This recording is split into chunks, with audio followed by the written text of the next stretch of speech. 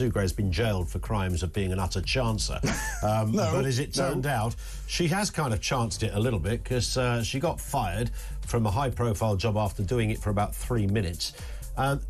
And then gets elevated to the House of Lords. I mean, that's not a bad turnaround in your life, is it? Listen, I mean, where's our peerage? That's what I want to know. Where's mine? Where's yours? I want to be a baron. You'd be great. You'd be great. I see more as a baroness, but anyway. Yeah, fair enough. Charles's cancer treatment will continue into the next year. We'll talk about that as well. All coming up. Fury versus Usyk as well. Have a great Christmas. We're back next Friday.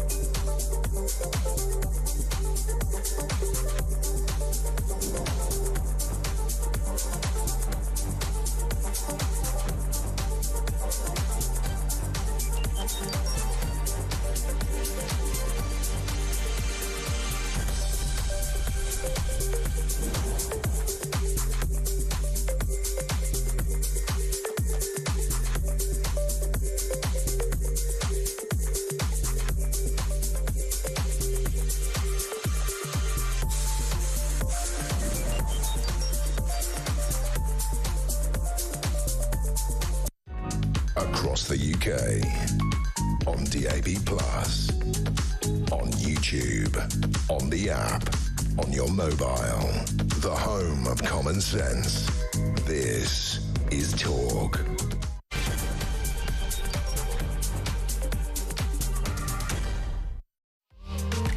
Well, a very good evening. This is Drive. I'm Peter Cardwell. Thank you so much for your company, especially if you are on the way home for Christmas. 23 million journeys are happening today, and we're going to talk to Simon Calder, the travel expert, about how you can do it smoothly, safely, get there as quickly as you can to be in the embrace, presumably, of your family or friends or whoever you're spending Christmas with. It is a big day for travel. We'll talk about that. It's also a big day for the Labour Party, because just before Christmas, they're slipping out the list of the new peers, barons and baronesses who will be in the House of Lords. Unsurprisingly, one of them is Sue Gray, who is Keir Starmer's first Chief of Staff. She's gone. She lasted fewer than 100 days. She is now going to be a peer in the House of Lords, as is her arch nemesis, Simon Case, the Cabinet Secretary, who is going to get a peerage as well.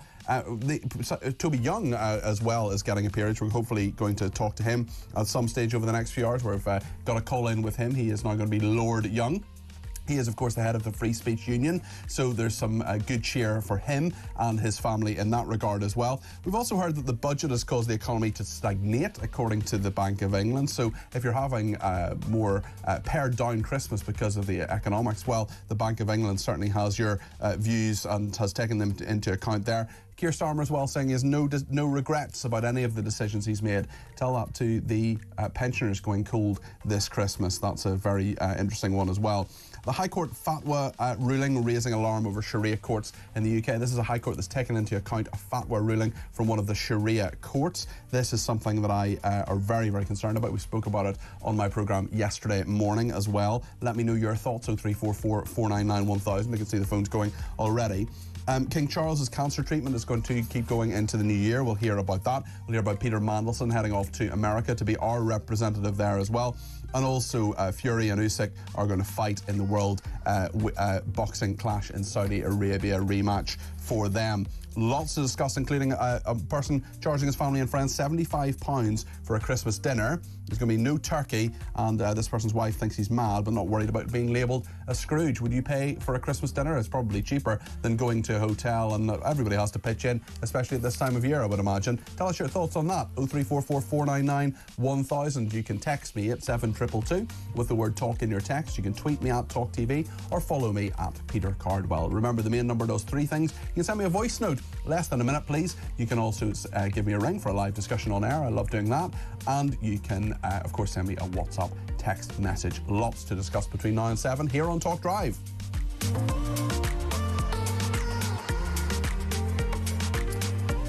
Reg has been in touch already and says, come on guys, we all know how Sue Gray got her peerage. Keir gave it to her so that she wouldn't doubt him publicly. Well, listen, I think it'll be interesting to find out why she got her peerage. Certainly she's a long-serving civil servant. She's a very senior person within the civil service. Then she went over to become a political appointee. She was meant to plan for the first 100 days of Keir Starmer, but she herself did not last 100 days. We will hear more about that from John Rentoul, who's a chief political commentator at The Independent. John, a very good evening to you. What is your reaction to the fact that Sue Gray is to be a member of the House of Lords? Well, it doesn't come as a surprise, does it, Peter? I mean, we knew that we knew that this was on the cards. I mean, it was suggested at the time when she was removed, or when she removed herself as chief of staff to Keir Starmer, that she would go to the House of Lords. I mean, actually, it was suggested even before then that she would go to the House of Lords at some point. So, not a surprise, but as everyone points out, it's tactical politics.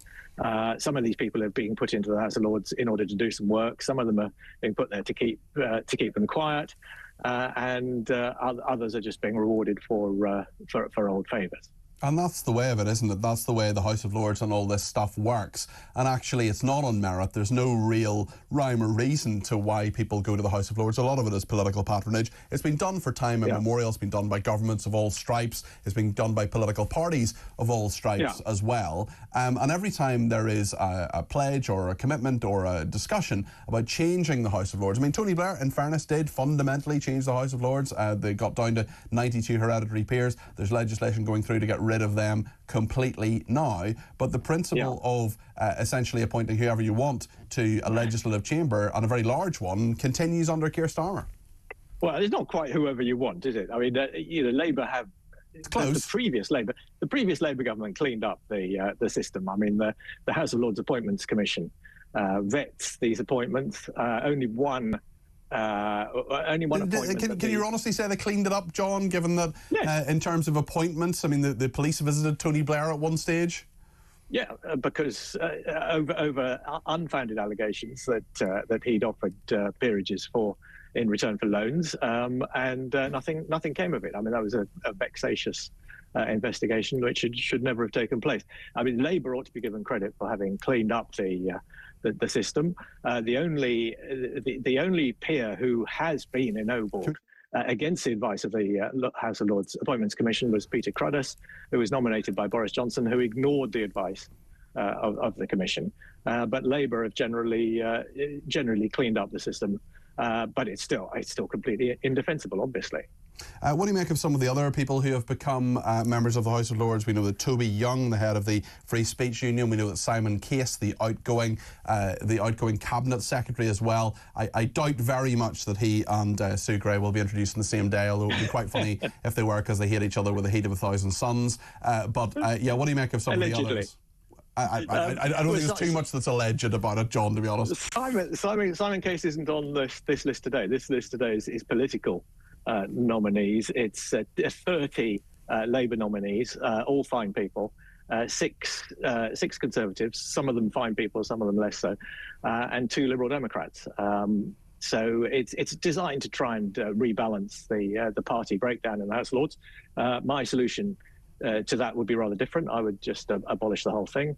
But that's it's just too valuable a source of patronage and baubles for a prime minister to ever give up. What do you make, John, of the fact that Robert Peston, who is the ITV political editor, is talking about the fact that senior He's Labour... not a peer, is he? He's not a peer. No, he hasn't been made a peer. I mean, the problem would be, John, if Robert Peston were to be made a peer, is that nobody else would be able to talk in the House of Lords because he asks the longest questions of anyone alive today. So senior Labour MPs and cabinet ministers, Robert Peston is reporting, are talking openly about Keir Starmer not leading the party at the next election. Do you think there's credence to that? Is that what you've heard as well? Oh, yes, I'm afraid so. I mean, politics is like that, Peter. I mean, you know what it's like. They're always looking to the next person, aren't they? People, you always look to the next person, and it's the sort of it's the staple of gossip.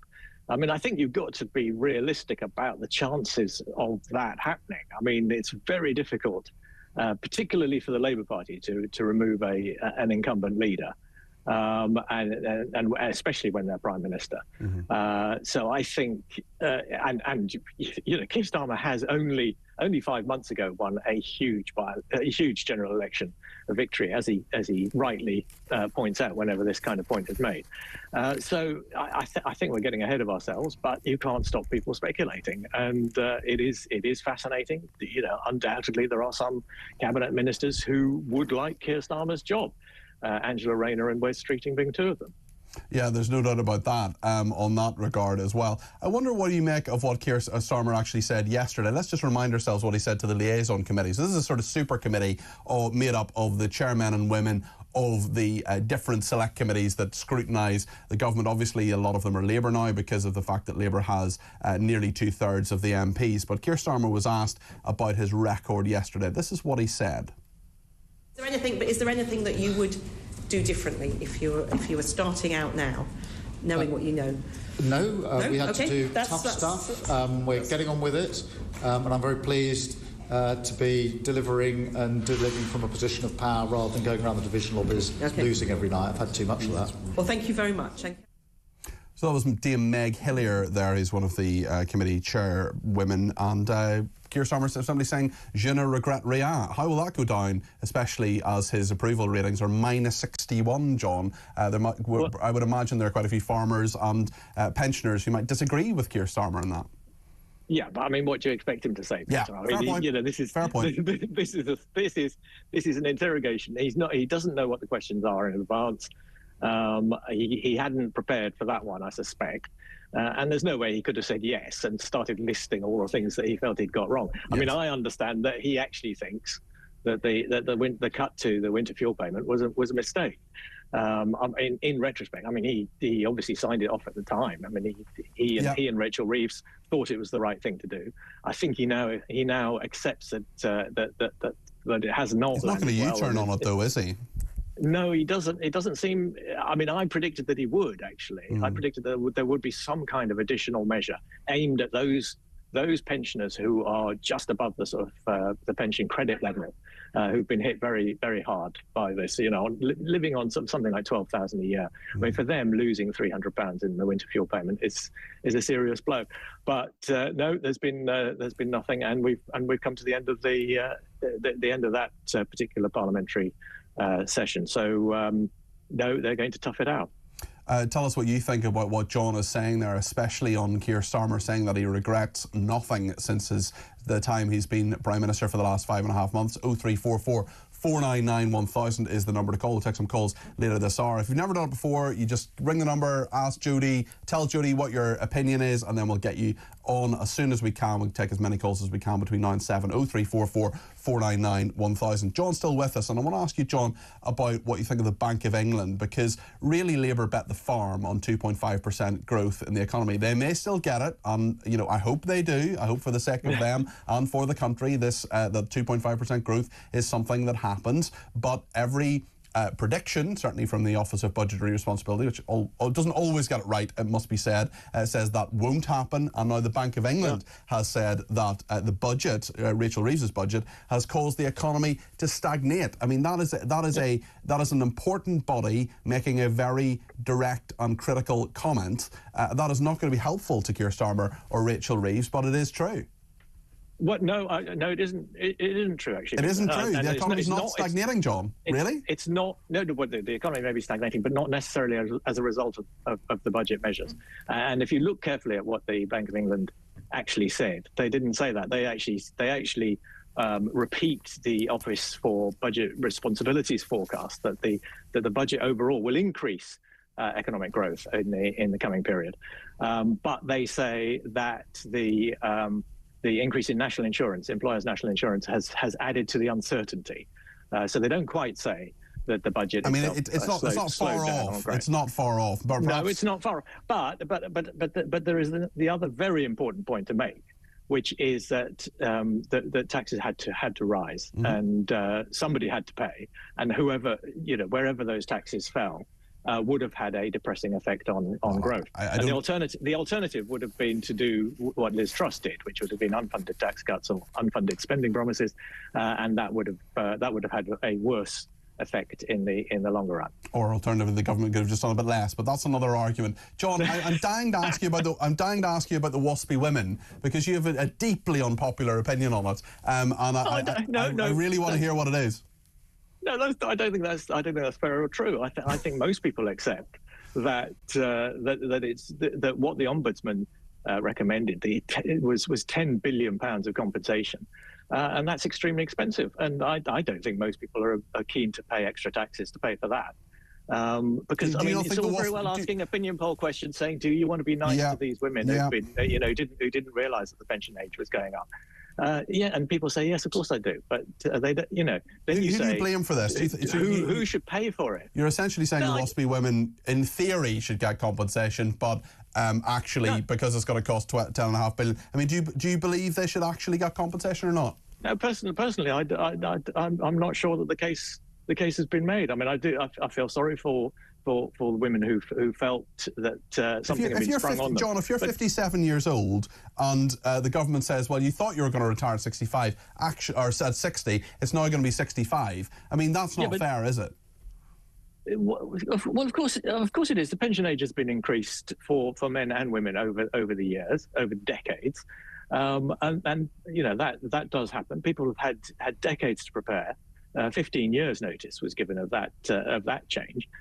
This is a much more sort of technical argument about whether there was a group of women who actually didn't know for one reason, whether they should have had an extra letter from the DWP.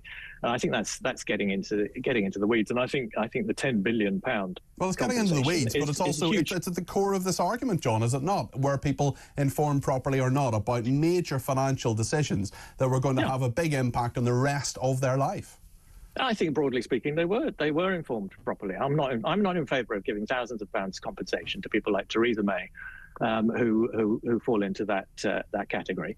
And I think the real problem here is that Labour were not honest in opposition. I think Keir Starmer, Rachel Reeves, and Liz Kendall gave the impression that they wanted to do something about it, that they were sympathetic to the idea of compensation. They were actually intending to deliver some compensation. And I think that was the mistake, and they should never have done that. Just finally, John, I'm sure you, like me, are very sad that Peter Mandelson is going to be the American ambassador. He, of course, is someone who called Donald Trump little short of a racist. Well, everybody who's been considered for that position has obviously said embarrassing things about Donald Trump in the past. It's difficult. I think Peter Mandelson is absolutely the right choice. I think he's a You shocked me, John. You shocked me. He's a huge figure. Well, of course, I'm very much in favour of all these Blairites. If I weren't in favour of abolishing the House of Lords, I'd be in favour of putting all these Blairites in the House of Lords, which is what is also happening. But one of them, Lord Mandelson, would make an excellent ambassador ambassador to Washington, and I think of the you need special skills in order to try and negotiate with Donald Trump. Like being someone who can row back from calling someone a racist and little short of a racist, and actually saying, actually, you're a marvellous president of the United States. Well, no, Nigel Farage, to be fair, has said that he thinks Donald Trump would respect Peter Mandelson because of his record as a trade negotiator in the past. So I think if Nigel Farage says he's okay, then I'll live with that. John, you and I once had a discussion about the Beatles, and I know you're not a fan. I'm sort of somewhere in the middle, but I don't think they're the best band ever. But we are expecting the news about the Christmas #1, and this could be it. It'll be freezing this Christmas while our money goes abroad. It'll be freezing this Christmas. Rachel Reeves is a fraud. It'll be cold, so cold, without fuel at home this Christmas. That is Sir Starmer and the Granny Harmers, who may well be topping the charts this Christmas. We'll know very shortly indeed during the course of this programme. John, satire is alive and well, clearly. I thought you were going to play some Beatles then. I wish you had. I mean, I'm not a fan of the Beatles, as you say, but I would have preferred anything from them to that dirge. I can't believe people are actually going to buy that. They have. It's done very well in the download charts, and it shows the depth of anger, John. Well, does it? Yeah, I think it does. If you're downloading that track, it does show the depth of anger. Yeah. Yeah. Well, I mean, yeah. People may be angry. I mean, but people are always anti-politicians, and a stunt like that is always going to do quite well. I'm not sure. I mean, yes, people may be very angry, but I'm not sure that the success of that particular dirge is going to prove anything. Okay, John, thank you very much indeed. That's John Rentoul. Merry Christmas to you as well. John is chief political commentator at The Independent. Let me know what you think of the music. Let me know what you think of John's views on the Waspi women and indeed Sue Gray becoming a peer. 0344 499 1000. We're going to talk in a second about Shamima Begum. Sir Keir Starmer insisting national security will be a priority when deciding if the likes of the jihadi bride can return to the UK. Let's hope she is nowhere near our shores. Stay with us here on Talk.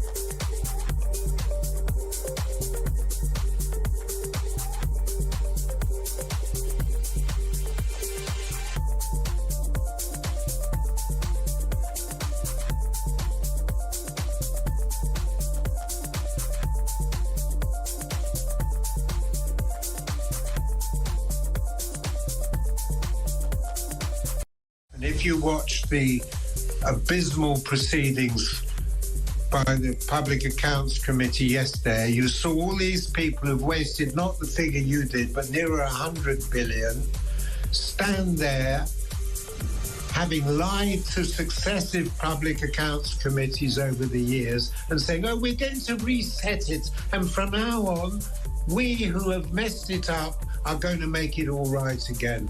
I mean, I've never seen anything more ridiculous in my life.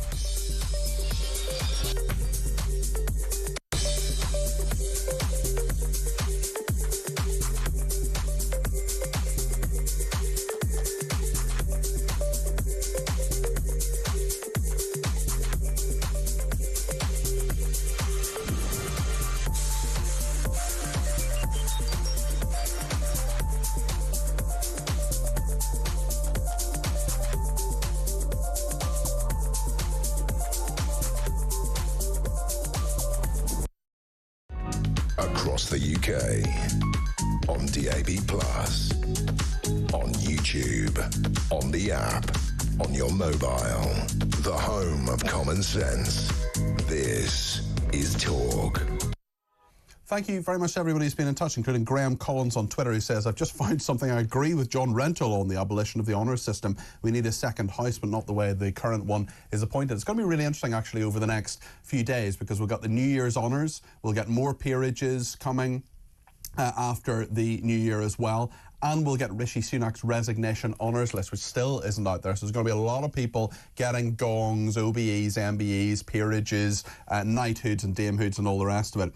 Another Graham has been in touch from Bushy and says, John Rentoul would prefer you to play I'm Mandy, Fly Me First Class to Washington. I think he probably would. Jane says, Starmer might have no regrets, but his decisions won't have an impact on him. He has a great pension. The taxpayers pay for his heating. Lord Ali paid for his clothes. If he quit his job tomorrow, he will live a very comfortable life and never have to worry about anything. Jane, you're absolutely right.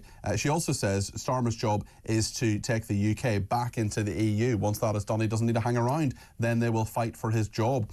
I don't think that is going to happen, Jane, but I do think there are going to be worrying erosions of our Brexit freedoms. I do think that's going to happen. Another person says, it seems once you get a place on the gravy tree and you're there for life. Let's count how many winter fuel payments could have been given instead of installing new peers. And Lynn and Steen says the House of Lords is now a complete joke. How many more years are the public going to have to put up with this huge waste of money for mostly retired, incompetent people, says Lynn. Keep your views coming in. We'll take a few calls in a second, 0344 499 1000. But I want to talk to Chris Phillips now, a former Detective Chief Inspector at the Metropolitan Police. He's also the former National Counter-Terrorism Security Officer. And Chris, there's a lot concerning, we talked yesterday on my programme, was on between 10 and 1 yesterday, about Sharia courts. And there's a big investigation that the Times newspaper has been doing, and a British Sharia council has been given credibility by the High Court when a judge used one of its fatwas to decide a case. In my view, this should be a fatwa from a Sharia organisation. I don't want to call them a court.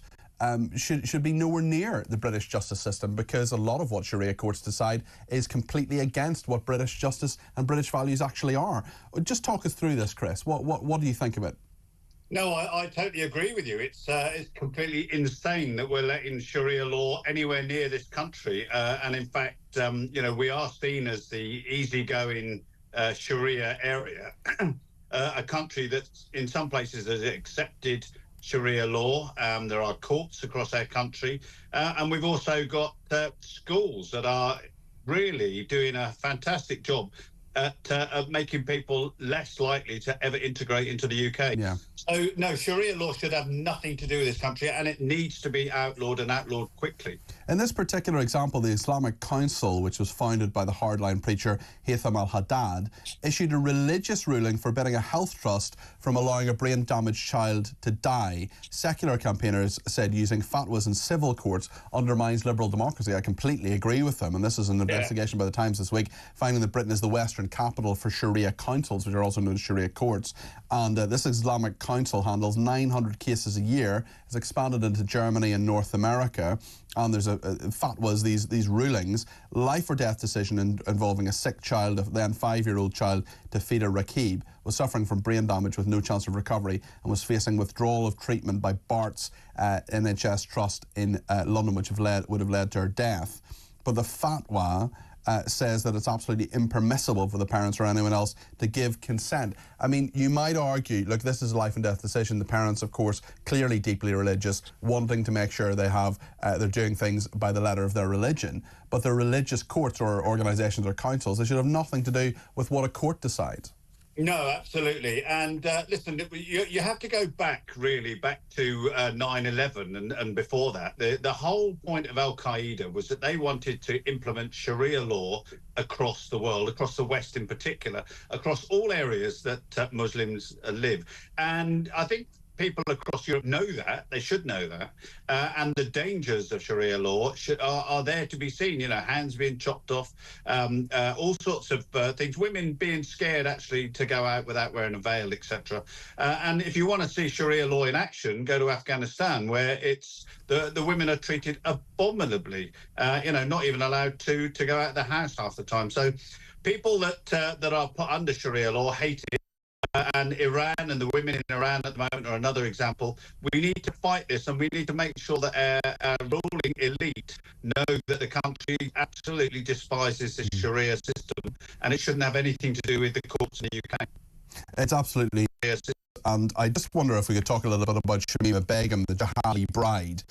National security will apparently be a priority when deciding if she can return to the UK, as the Prime Minister asked about his approach to dealing with stateless former British people, certainly in the context of Syria as well. And Shamima Begum was 15 when she left her East London home to join IS, Islamic State. She's now 25. Future now uncertain after the Assad dynasty was overthrown. The Prime Minister said, I think in principle we have to apply that our national security comes first. There's a big case yesterday about, which Paul has been in touch about on text, saying, did Starmer consider national security regarding the Turkish heroin smuggling scumbag? Very, very good point there, Paul. I mean, national security to me would argue, Chris, I wonder what you think, that Shamima Begum would never, ever set foot on UK soil ever again. Well, this is something that supposedly has been decided in the courts that she should never return. You know, she's failed on every occasion to win a court case on this. The simple fact is, you know, it's unlikely if she came back to this country would she actually do anything illegal, because she knew she'd be watched. But what good would she be for this country? She'd be seen as a bit of a poster girl, effectively, for ISIS, and those people that want to commit terrorist attacks would see her as okay, well, we will win in the end. And this is the whole point about Sharia law, is that the ISIS and Al Qaeda have always said, look, this is a long-term game. We will win in the end. And Shamima Begum, we've all heard this woman's name now for 10 years, and she should. You know, we need to forget about her, and she's nothing to do with the UK anymore. And Keir Starmer, if he's got any sense, will make sure that she never returns to the UK. Chris, bear with me for just a second, because there's some breaking news, and that is that Peter Mandelson, Lord Mandelson, has said it is a great honour to serve the country. The Prime Minister has confirmed he will be appointed to be the next British ambassador to the United States. That is Peter Mandelson, Lord Mandelson, former cabinet minister, very close to Tony Blair and all the rest of it. He has said it's a great honour to serve the country. He is going to be the next UK ambassador to the United States. We'll talk about that more in the programme. But Chris, just to come back to you, the public is being urged to turn detective, reporting terror suspects to police in the final days before Christmas at places like Christmas markets and pantomimes even. I wonder if you're saying, oh yes, they should. Yeah, well, I mean, to be fair, I've been saying this for 20 odd years now, that unfortunately Christmas is a religious festival seen as, by those that hate Christianity and everything that goes with it, as being a nice target. There have been no attempted attacks, I don't think, on Christmas markets and as such in the UK. However, there have been terrorist attacks, numerous ones across in Europe, and Strasbourg was the most famous early one, but we've had attacks in Berlin and other locations. So Christmas markets and the time of Christmas, it's always a time that we should all be very willing and very alert and willing to call the police if we see anything suspicious. That should happen, you know, all year round, yes, but particularly at times when there are a lot of people on the streets. Chris, thank you. That's Chris Phillips there, former Detective Chief Inspector in the Met, former National Counter-Terrorism Security Officer. Thank you to him. We're just reflecting on the breaking news as well that Lord Mandelson, Peter Mandelson, has been confirmed as the next UK ambassador to the United States. He'll take up his role next year. He says it's a great honour to serve the country. Thank you to this texter as well. He says your recent guest from The Independent, that was John Rentoul, will be having a really lovely Christmas. Perhaps he should go and visit some poor pensioners and see what life for them is really like, especially after the double whammy of no fuel and the Waspi debacle. Well, we'll reflect on that. We'll take some of your calls as well, and we'll talk about King Charles's cancer treatment. It is going to continue into the next year. The palace is remaining optimistic as his recovery moves in a positive direction. We'll get the absolute latest on that from Rupert Bell and take your calls. You want to get your call in, use the break to do it. 0344 499 1000. Stay with us.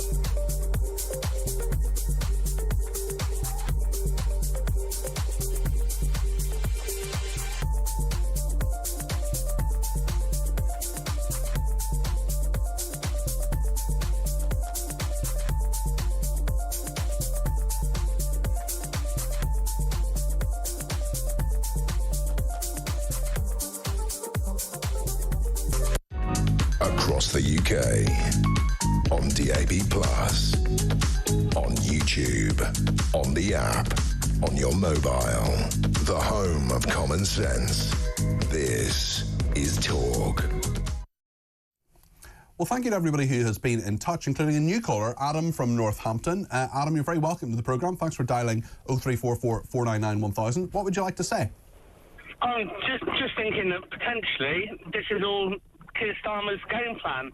He's come in, he's got as many freebies as he can, he's pushed as many of his agendas as he can, and he doesn't care whether he gets in or not, because he'd have done his job. He's going to be happy, he's going to walk away, he's going to have all these freebies, the rest of his cabinet as well. I mean, maybe that's why they were in Lord Ali's flats in the first place.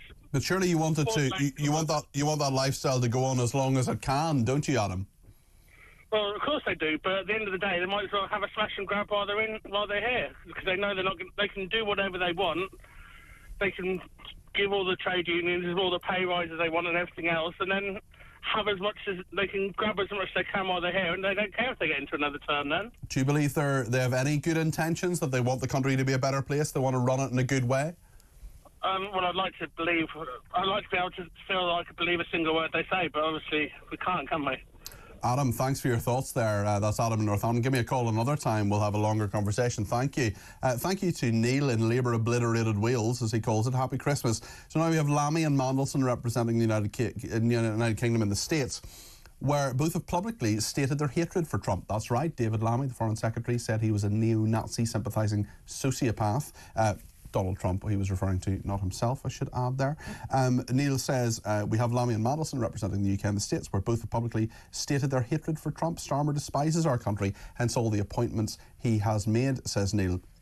Graham says we are now seeing Tony Blair well and truly pulling the puppet strings of Keir Starmer with his way to deal with children and parents in schools to appointing Lord Mandelson as the UK's ambassador to the USA. And Leslie says Starmer will allow Shamima Begum back without a doubt. When he does, I will remind you of this text. Leslie, I hope you don't get to be proven right there. I really hope Shamima Begum is nowhere near the UK. I think she's an awful human being, and I don't think she should be here, or no compassion whatsoever should be shown to someone who was a jihadi bride and a jihadi herself, and someone who agreed with people who wanted to destroy this country and our way of life just because she was 15, and just because some people think she's good looking doesn't make any change whatsoever. Doesn't make any we shouldn't treat her in any different way than we would someone who had done the same thing, was male, and was just not as sort of televisual, I suppose, in some ways.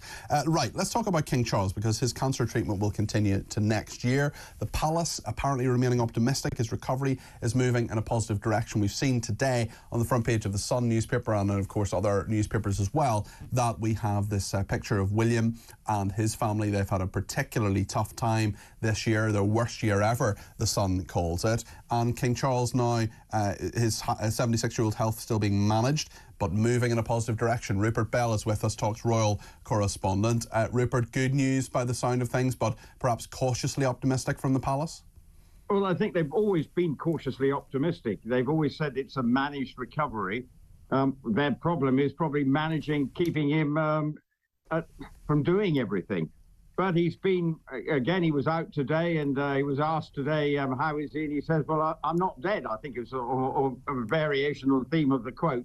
But he's determined to try and be as visible as possible throughout his managed recovery. He wants to plan to be out on the road as much as is possible. He's planning trips overseas as well. So he's 76 years of age. He was frustrated, that he's not been able to get out. And when they were sort of after the cancer diagnosis, he wanted to try and be seen as much as is possible, because he knows the monarchy is we need to be seen by the British public, and he is determined to try and do that within whatever constraints the doctors put upon him. But it has been good to see him out and about, whether it be today at other functions and carrying on some meeting and greeting various people as they arrive in this country. So he has done as much as he's physically felt able. And obviously, I think today was the last of his engagements before he heads up to Sandringham for what should be a pretty big family reunion, minus one or two members of that family for much publicised reasons. Well, yes, indeed, Andrew and Harry not going to be there. Let me just ask you about the picture. Speaking of people who've had cancer this year, obviously the Princess of Wales has been battling that lovely picture of her with William and the three smiling children there. Looks like a fairly summary picture, a picture of hope and joy, the Sun says. William and Kate beam with the kids in their official Christmas card after the family endured its hardest year. It has been a very tough year for the royals overall, for lots of reasons, Rupert. Yeah, well, I think probably, if you think this time last year, they were going into the Christmas break and we just assumed that, it was business as usual, but we day, but then it was within 2 or 3 weeks, and obviously the thing changed because both were diagnosed, had to go into hospital. That's the Princess of Wales and the King at exactly the same time. It couldn't have been both of them. And obviously, then that really was a moment that rocked the royal family. And how do they manage going forward? How do we make sure that we can carry on as normally as possible, given that it's a fairly pared down royal family, again, as we know, for much publicised reasons.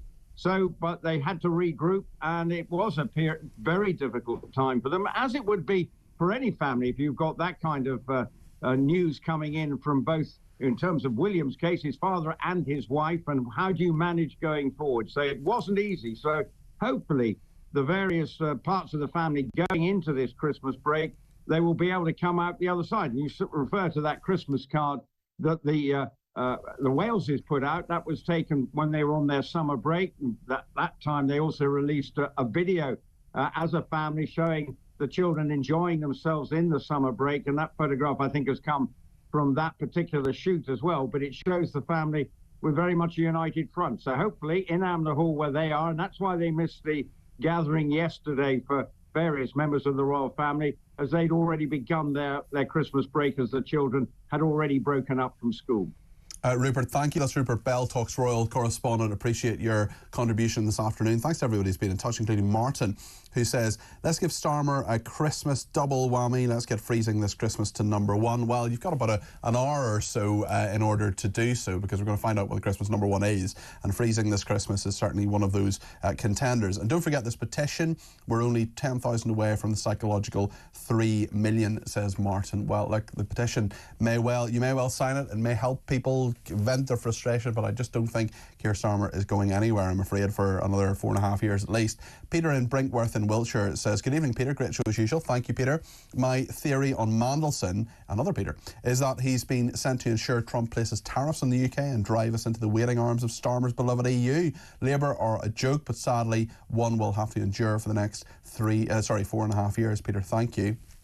We're going to take some of your calls in just a minute if you want to get your voice on the air, get your opinions across, whether it's about the Royals, whether it's about Peter Mandelson becoming our ambassador to the United States, whether it's about Shamima Begum coming to the UK, hopefully she won't, or what Keir Starmer says. He says he doesn't regret anything in the last 5.5 months. Well, maybe you're one of those pensioners, one of those farmers, one of those Waspi women who thinks, well, actually there's quite a lot perhaps to regret from what the Prime Minister has said. Stay with us here on Talk.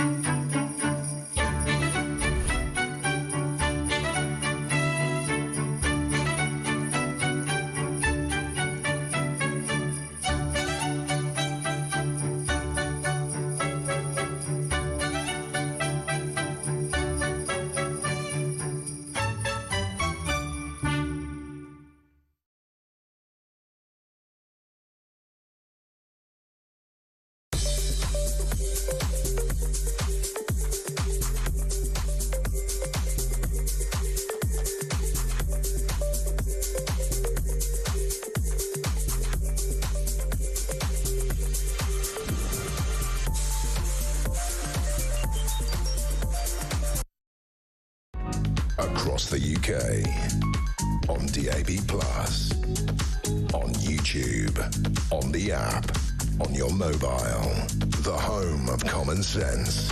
This is Talk. Quite a number of people contacting me about Freezing This Christmas, which is the single, the charity single. The money goes to Age UK, which has been satirising what Keir Starmer has been doing. Can we just play a blast of it again, actually, just to have a little listen to it, because it's really the last hour or so before we find out what the Christmas #1 is, and it is in contention. As soon as we know where it is on the charts, we'll let you know. But let's just play a little blast of it now. It'll be freezing this Christmas while our money goes abroad. It'll be freezing this Christmas. Rachel Reeves is a fraud. It'll be cold, so cold, without fuel at home this Christmas. Well, it's Sir Starmer and the Granny Harmers is the name of the band that put that together, and John Rentoul certainly didn't like it. Earlier when I spoke to him, the independent columnist, chief political commentator JP Edwards has been in touch on Twitter to say the left don't like it, as it's a fantastic bit of satire which perfectly shows the cruelty of Starmer's policy. The Rotten Lass says, does he know the money goes to HUK? Graham Collins says that John Rentoul misses the point in regard to the Waspi women, who John certainly didn't seem to have very much sympathy with. My sister was hit with a double whammy and it completely messed up her retirement plans for the NHS. It cost her dearly. £10 billion for them. No, but £11 billion for foreign countries for climate issues, yes. And I think this is on Sue Gray, although it's something that I've tweeted out. It's a big picture of me in the tweet. Reward for failure, the new British way, says Peter Expat, who I assume is referring to either Peter Mandelson or Sue Gray, and not me. But you just never know. You just never know. Let's go to a couple of calls. Thanks to everybody who has rung in. You can too. 0344 499 1000. On Keir Starmer, Andrew in Hertfordshire has given me a ring. Andrew, you're very welcome to the programme. What would you like to say? Before I say anything, have a great Christmas. Thank you. 2025 is going to be a great year for you and beyond. You're a super chap and a great team there. Very kind, Andrew. Thank you from everybody here at Talk. What point would you like to make? Right, so the thing about Starmer and John Rentoul, they're very closely linked. Remember, Starmer has never done politics. He was put into a safe seat in 2014. He's never done anything other than be given that role. He's a lawyer from North London, so he talks to people, tells them what the facts are, and then they have to do it. That song personifies the gap between reality and perception for him. He can't believe that he's said we're going to do this and people haven't just kowtowed. And he can't deal with the public. He can broadcast, but he cannot what you call skate. Yeah. If you looked at Boris, that was something he could do. And, what we're going to see is the jobs of Labour MPs, the local elections will come up. The ones in Wales are very important to the whole of Britain. Yeah. And they will get hammered. They probably won't even make their deposits, and then they'll all turn on him, and he'll be out and gone. I mean, Labour have been in power. Andrew, I think you're making some really good points there, but Labour have been in power in Wales for 25 years. Are you saying that this could be the election that they're not in power? I mean, who do you think would be in power in Wales? So you think about it logically, then Wales is never going to go from Labour to Conservative. That's just not possible. Yeah, and the Conservatives in Wales are crashing and burning at the moment. Yeah, and so what you've got is Reform, which is completely safe, because it isn't the Conservatives. There's 27 seats, and at the moment, Reform are polling winning 19 of them. Yeah. If Wales turned to Reform, think they get the Senate there, or Synod, or whatever it is, well, there's 27 extra seats coming, because there's 60 there at the moment. It's going up, so I'm sure Reform will do well given what the polls are saying, but I think it's doubtful that Labour won't be in power at the end of it, Andrew. But I agree with you certainly that I think Labour will be under a lot of pressure in the Welsh election, in the Scottish election that's coming up, and in whatever English elections happen in May time. So you think people will make their views clear on Keir Starmer, clearly? Well, you just got to take a step back and look at it objectively. Yeah. The winter fuel allowance, Labour took that off pensioners. Think about it. Think what he's done in relation to the Waspi women. He's going back to the EU, and he's put a man in charge of our relationship with America, who is a Europhile, who was thrown out of Parliament for taking money and for being dishonest. The public are never going to forgive the Labour Party for this. If you think the Conservatives got a kicking at the last election, the next one, which will happen sooner than people think, they're done. It's so interesting. Politics, they used to say a week is a long time in politics. But actually, now in the internet age and with social media, an hour is a long time. It's a very short. And they also said, Andrew, Warren Buffett, the American financier, said it takes 20 years to build a reputation and 5 minutes to lose it. I think you can update that as well and say it takes 20 years to build a reputation and one tweet to lose it, or one post on X or whatever. Andrew, thank you so much for your comments there, and a very happy Christmas to you and your family as well. I should say, this is not my last show before Christmas. In fact, I have 2 more tomorrow between 10 and 12:30. I will be here in the morning, and I'm actually taking part, 3 more actually. I'm taking part in Clash of the Titans, although that is recorded already. That will be at 7 o'clock tomorrow night on Talk, and then on Sunday I'll be here between 10 and 1, and that is my last programme before Christmas, before I head off. And actually, we're talking a little bit later in the programme about the 23 million people who are the 23 million journeys that are happening this year. It is Frantic Friday. I know some of my colleagues in the office are heading off as well, one with a cat in tow. So I'm sure Hermione will be well looked after on as she goes to see her grandparents for Christmas. Let's talk to Richard in Cardiff about Shamima Begum. Richard, you're very welcome to the programme. What would you like to say on this? Peter, thank you very much. Well, your research is indeed first and foremost. Yes, you've given the misapprehension that it's up to Starmer whether Begum could be let back into Britain, and that's just completely wrong, as you must probably know, but perhaps your viewers don't know. She's been through the courts 3 occasions.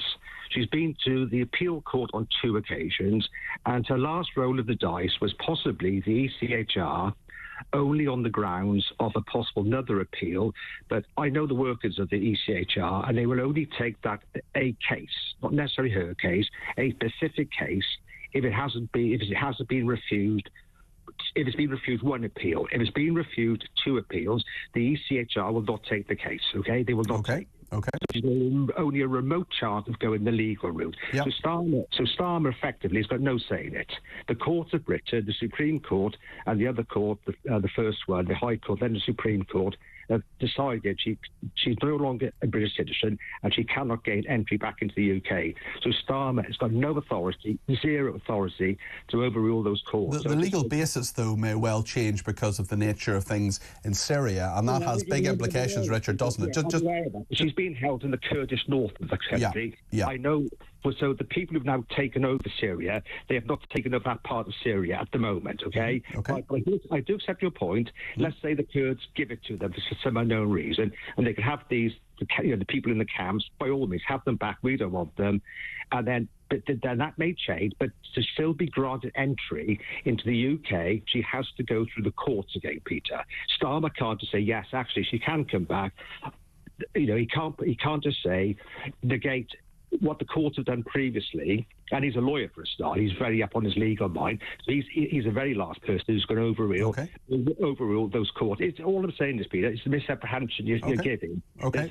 Well, I'm happy to clarify it, and Richard, thank you very much. Although what I would say, just keep Richard on just for a second, if you wouldn't mind, because I mean, Starmer has said that national security will be a key point in this, and surely he could ban her on grounds of national security, even if the ECHR says she has British citizenship, Richard. No, he couldn't. It's been verified and bona fide by the legal court, the Supreme Court in particular. Okay. So the only way is Starmer giving us a false impression then? Is Starmer giving us a false impression when he says national security will be a priority when deciding if the likes of Shamima Begum can return to the UK? That's one of his spin doctors, Peter. It's not Starmer. You know that yourself. Yeah. Okay. Well, he has made comments on this, particularly himself in regard to the liaison committee. But listen, thanks for the clarification there, Richard, appreciate that. And thanks to Brad in Cambridge as well. He says, hi Peter, Merry Christmas to you. Merry Christmas to you, Brad. Thank you for your message. Brad says it would be brilliant if that song were to go to #1, if only to upset that miserable toad John Rentoul. I am not calling John Rentoul a miserable toad. Brad in Cambridge is. And it would upset the BBC as well, says Brad, which has been criticised for not playing the song. And I know that Lowry, who is in Merseyside, has some views on the song as well. Lowry, do you think it should go to #1? I certainly do, and I think Keir Starmer should go to 0. Okay. He's such a hypocrite. I've worked for him for 15 years voluntarily as a magistrate, and what's he done? He's taken my pension little amount away, so it's cold.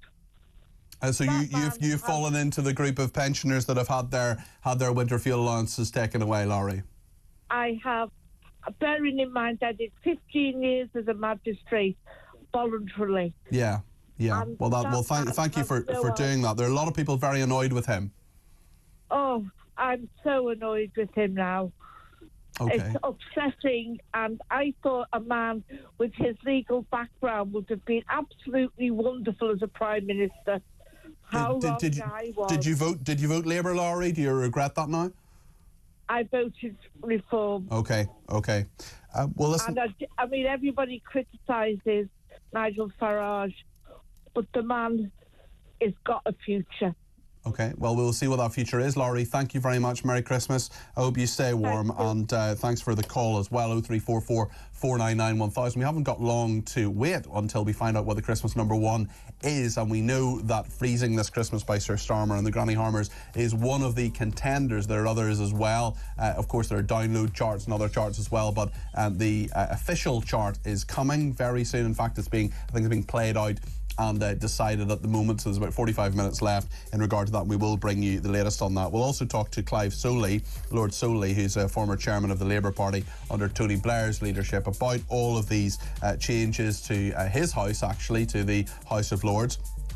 Sue Gray being made a life peer. We also know that Peter Mandelson is heading to America. He's a Lord already. He will be our ambassador to the United States. Is that something that Clive Soley welcomes? We will get your opinions as well. Be sure to use the break to give me a call, 0344 499 1000. Get your voice on the air.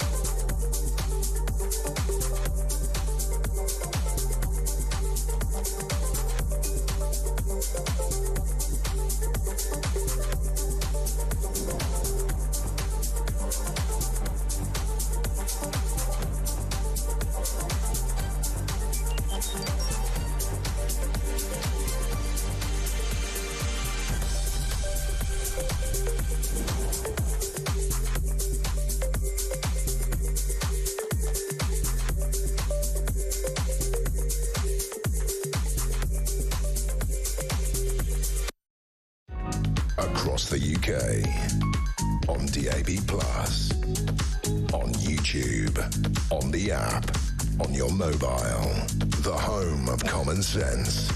This is Talk.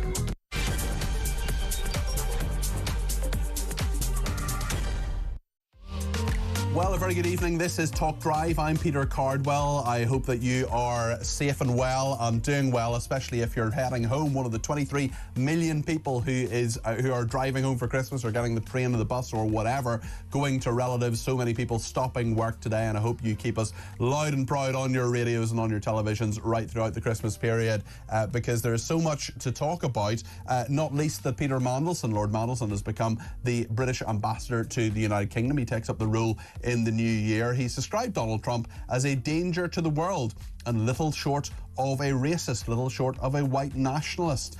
Senior cabinet members apparently talking openly about Keir Starmer not leading his party into the next election. And we have a list of peers today. Sue Gray, the civil servant who investigated Partygate, went on to be a political appointee as Keir Starmer's chief of staff. Well, she has been made a life peer. We'll talk to one of her future colleagues, Clive Soley, in just a second. We'll also talk about America, because US lawmakers have made a deal. They've prevented a government shutdown. Also, Elon Musk flexing his influence over Congress in regard to the shutdown drama. He has also praised the alternative for Germany, the AfD party there. That's causing a few ripples, and Elon Musk says they are the saviour of Germany. We'll talk about the Fury versus Usyk fight, and we'll take your calls, texts and tweets as well. Lots of people getting in touch on Sue Gray, on HS2, on the Christmas #1 as well. We will find out this hour what that is going to be. Could it be Freezing This Christmas? A satirical song about the fact that the winter fuel allowance has been taken away from millions of pensioners. We will find out, and we'll bring that to you live here on Talk within the next hour. Thanks to everybody who's been in touch. You can give me a ring on 0344 499 1000. You can text me 87222. That's what Ben in Plymouth has done. He says the caller Andrew you spoke to a minute ago speaks for a lot of us in regard to his thoughts on the government. Well, thank you for that. You can tweet me at talkTV, follow me at Peter Cardwell, and remember, the main number does three things. You can send me a voice note. Let's get a few of those on the air, less than a minute please. You can send me a WhatsApp text message, or you can give me a ring for a live discussion on the air between now and 7 o'clock, 0344 499 1000. Stay with me here on Talk.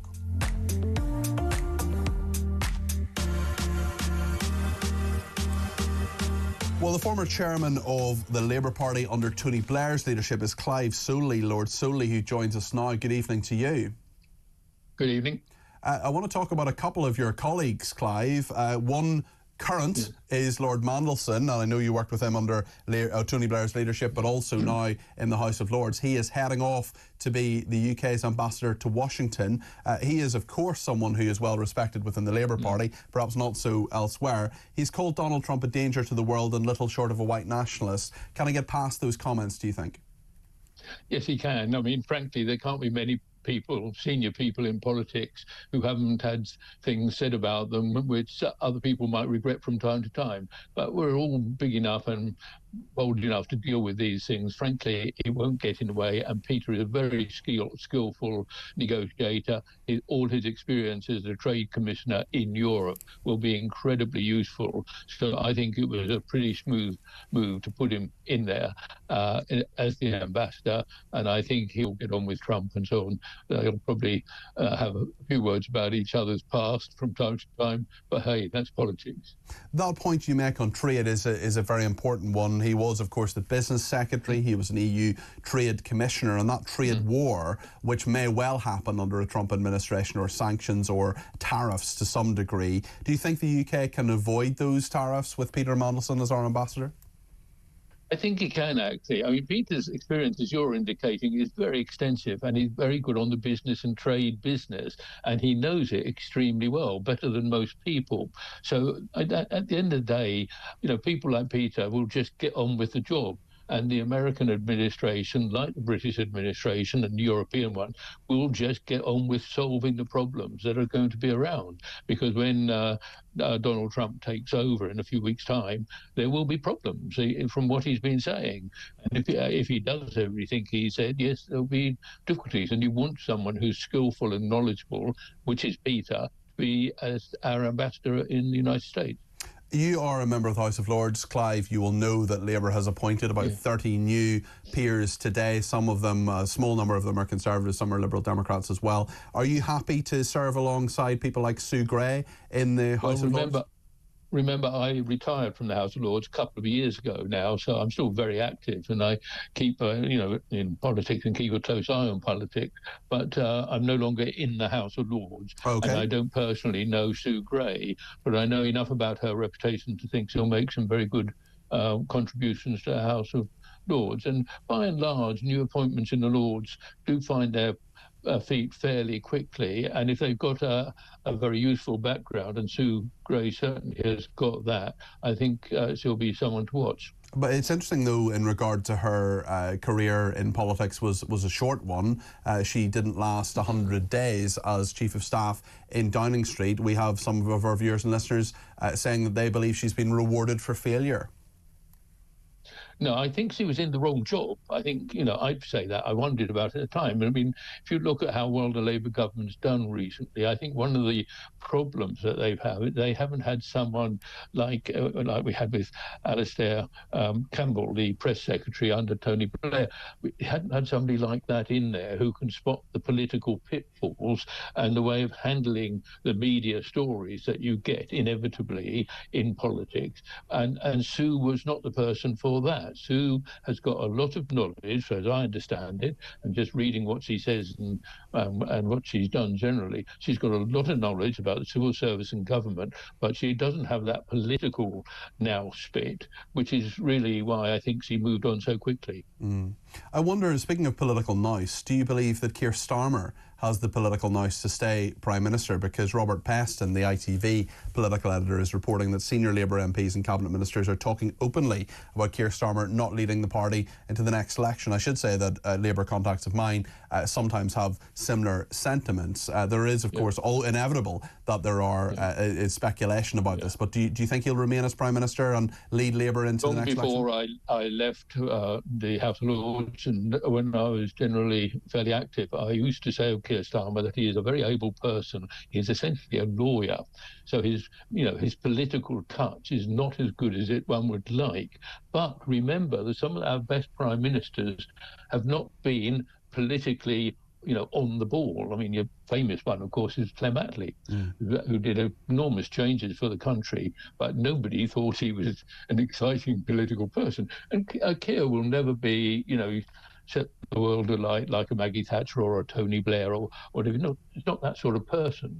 I think they made some errors in recent times, but they're not ones that you can't get over. They're all ones you can get over. And I think if people are saying, oh, he won't be Prime Minister at the next election, I think they're being far, far too rushing to judgment. I mean, frankly, it's only been a government for five months, and you can't judge it from that. You really can't. I totally get what you're saying, Clive, but people, of course, have been judging that, and his approval rating is -61, which is the lowest for any Prime Minister at this time in their premiership. Obviously, Liz Truss didn't make it as long as this, but I mean, the public have sort of decided to some degree already. Things can change, but it's rare, isn't it, to get that momentum and that trust back? I think it's much more difficult nowadays because the media is so 24 hours, so total. Whereas when Clem Attlee was around, it was far less so, and you could sort of carry on a bit more easily. And I don't doubt that Keir has got to up his game, and he knows that in a way, I'm sure. But I do think it's, you're never going to get Keir Starmer as a sort of really exciting politician. He's a let's get things done, bit down, slow moving. But you can be boring if you deliver, can't you, Clive? If you deliver, if people say, people don't necessarily want entertainment, if they can say, right, I've got the school place for my kid, I've got the GP's appointment, I've got the wait in A&E is less. If they can look to that delivery, do they just have to be patient, do you think, with this Prime Minister, Clive? I think you put your finger on it. If he delivers, the problems that he's had in terms of the way he comes over on TV or whatever will be seen in perspective, and he will carry on. If he can't do that, then that's a different ball game. That would be more serious. But I think you're far, far too early to judge. The government's in power for 5 months only. Everybody who knows anything about politics and economics know that they took over one hell of a mess, and you can't just turn it round in a couple of months. You really can't. So you're going to have to judge this over time. He's got a big enough majority to carry on for quite a while yet, and frankly, that's you do need to see what delivery looks like over the next couple of years. Well, then I think your comments are absolutely right on that. Well, if he doesn't deliver, then there's a problem. Let's just remind ourselves what Keir Starmer said yesterday at this liaison committee, and that is a sort of super committee of the chairmen and women of the select committee. So let's just see what Keir Starmer said yesterday. Is there anything that you would do differently if you were starting out now, knowing what you know? No, we had to do tough stuff. We're getting on with it, and I'm very pleased to be delivering from a position of power rather than going around the division lobbies losing every night. I've had too much of that. Well, thank you very much. He was quizzed there by Dame Meg Hillier. She is, of course, the chairwoman of the Treasury Select Committee. Was he right to say that he doesn't regret anything, Clive? Do you think he's got every single thing right? I might have used different words because, no, of course, he hasn't got everything right. But I have to say, I have known to a greater or lesser extent a lot of prime ministers, and none of them have ever said, I got it wrong. Yeah. Well, Tony Blair, of course. Tony Blair famously, of course, said that his biggest regret and the thing he got wrong was freedom of information legislation, which I think most people would have thought was a load of old bunkum. So there we are. No, people would say he got that right, actually. Well, yeah, I think he got it right from a journalist perspecit, but I thought the excuse was wrong. Tony felt we went too far on freedom of information in certain ways, and it certainly is true. It's an absolute gift to some people to make life difficult for a government. Well, accountability, some would call it, Clive. But yeah. Pardon? Accountability, some would call it. But yes, that's perhaps a debate for another day. Clive Sully. Clive Sully. A lot of good to it too, yeah. OK, thank you very much indeed. Merry Christmas to you, Clive Sully there, Lord Sully. And the same to you, and a Happy New Year too. And a Happy New Year to you too, Clive. Thank you. We'll no doubt speak soon. Lord Sully there, Clive Sully, the former chairman of the Labour Party under Tony Blair's leadership. Thank you to Chris, who's been in touch. He says, good afternoon, Peter. Lord Sully lives in an elite bubble where most of us don't live. The Lord should be reducing, not increasing. Also, I bet he enjoys his heating on. Well, listen, I don't know about the personal financial circumstances of Clive Sully. I'd imagine he's fine, but I don't know. Stuart says, I'm not a Labour supporter, but there is no way Keir Starmer can lead Labour into the next election because no one will believe anything he promises in the campaigning. And another Stuart says, I would rather have the overseas man Elon Musk having some influence in British politics than the ECHR, EU or any of the other foreign organisations that dictate to us what we should or shouldn't do. We talked with Clive Sully there about Sue Gray as well, who was a senior civil servant. Then she did the Partygate report, which to some degree led to the downfall of Boris Johnson. Then she became Keir Starmer's chief of staff in opposition and then in government, and it didn't last 100 days. In fact, she was very unpopular and made a number of mistakes there and was out of office by the end of it. Now she's got a peerage. She is to be Lady Grey, and perhaps she'll last more than 9 days, like her namesake. Nick is in London and has given me a ring on this, 0344 499 1000. Tell me your thoughts, Nick. Evening to you. Evening, Nick. You missed one out. Sue Gray's son was given a more or less safe Labour seat in South London. Liam Conlon is his name. Yeah, Beckenham is his constituency. Now he was actually a very long-serving Labour activist, far longer than his mother was in the Labour Party. Well, an activist, yes, an MP, something else entirely. I think the elevation of Sue Gray just brings the whole system into complete disrepute. Was it not in disrepute before now?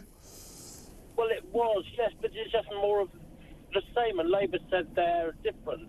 You can trust us. They've been complaining about Michelle Mone for months, years even, but then a Sue Gray comes in, and I feel sure this is part of the deal Sue Gray struck to keep stum about what she knows, and the whole thing stinks of corruption. It's also worth. I should be absolutely clear. Just before you go on, Nick, keep us both out of court. I want to be absolutely clear that there's no suggestion that Sue Gray is in any way corrupt. I can't prove that. Allegedly, it's my. It's your opinion. It's your opinion. Yes, that's okay. No, yeah. I'm making that clear. But 2 and 2 sometimes smells of 4. You know. Okay. We can join up dots, and it's also worth noting Sue Gray attending in 2 days in the House the House of Lords, will get the equivalent of one winter fuel payment for a pensioner. And the whole thing is skew-if for Starmer to go in front of the liaison committee and say he's done nothing wrong, which is effectively what he said. He's either a liar or stupid. And which one do you think it is, in your opinion, Nick? I think he is a liar. I think he has always said what he's needed to say to get where he plans on going, and I think the ends justify the means to him, which is the most dangerous thing you can have in any political leader, someone who thinks the ends justify the means. Thank you very much indeed, Nick, for your thoughts there. Merry Christmas to you. There's just a bit of breaking news, and that is that the Trump campaign co-manager, a man called Chris LaCivita, has linked to an article in the Daily Telegraph which reported on X, reported Lord Mandelson describing Donald Trump as a danger to the world, and he has called Lord Mandelson an absolute moron.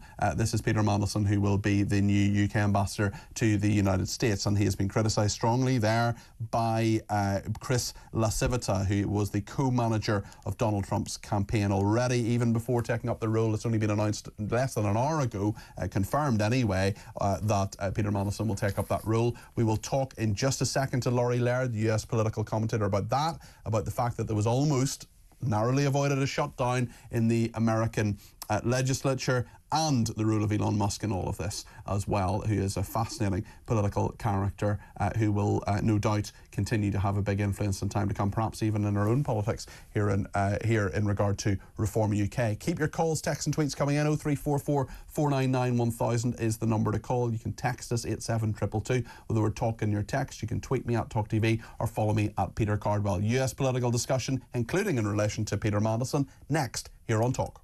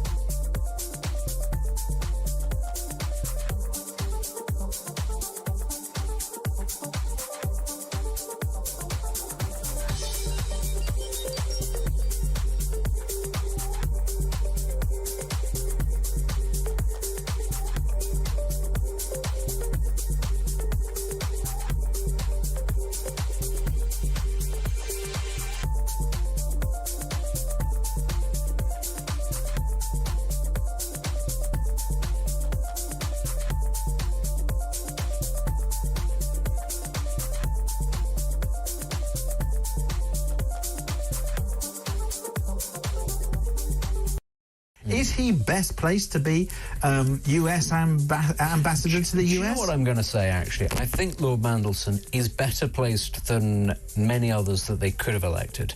Nigel Farage? Well, Farage is a difficult one, seeing as he is the leader of an opposition party, one that is probably going to do quite well in the next couple of years. Mandelson, I know we all dislike him for various different reasons, but he's not an idiot. I'll say that much, and he's quite a pragmatist compared to certainly the latest iteration of the Labour Party.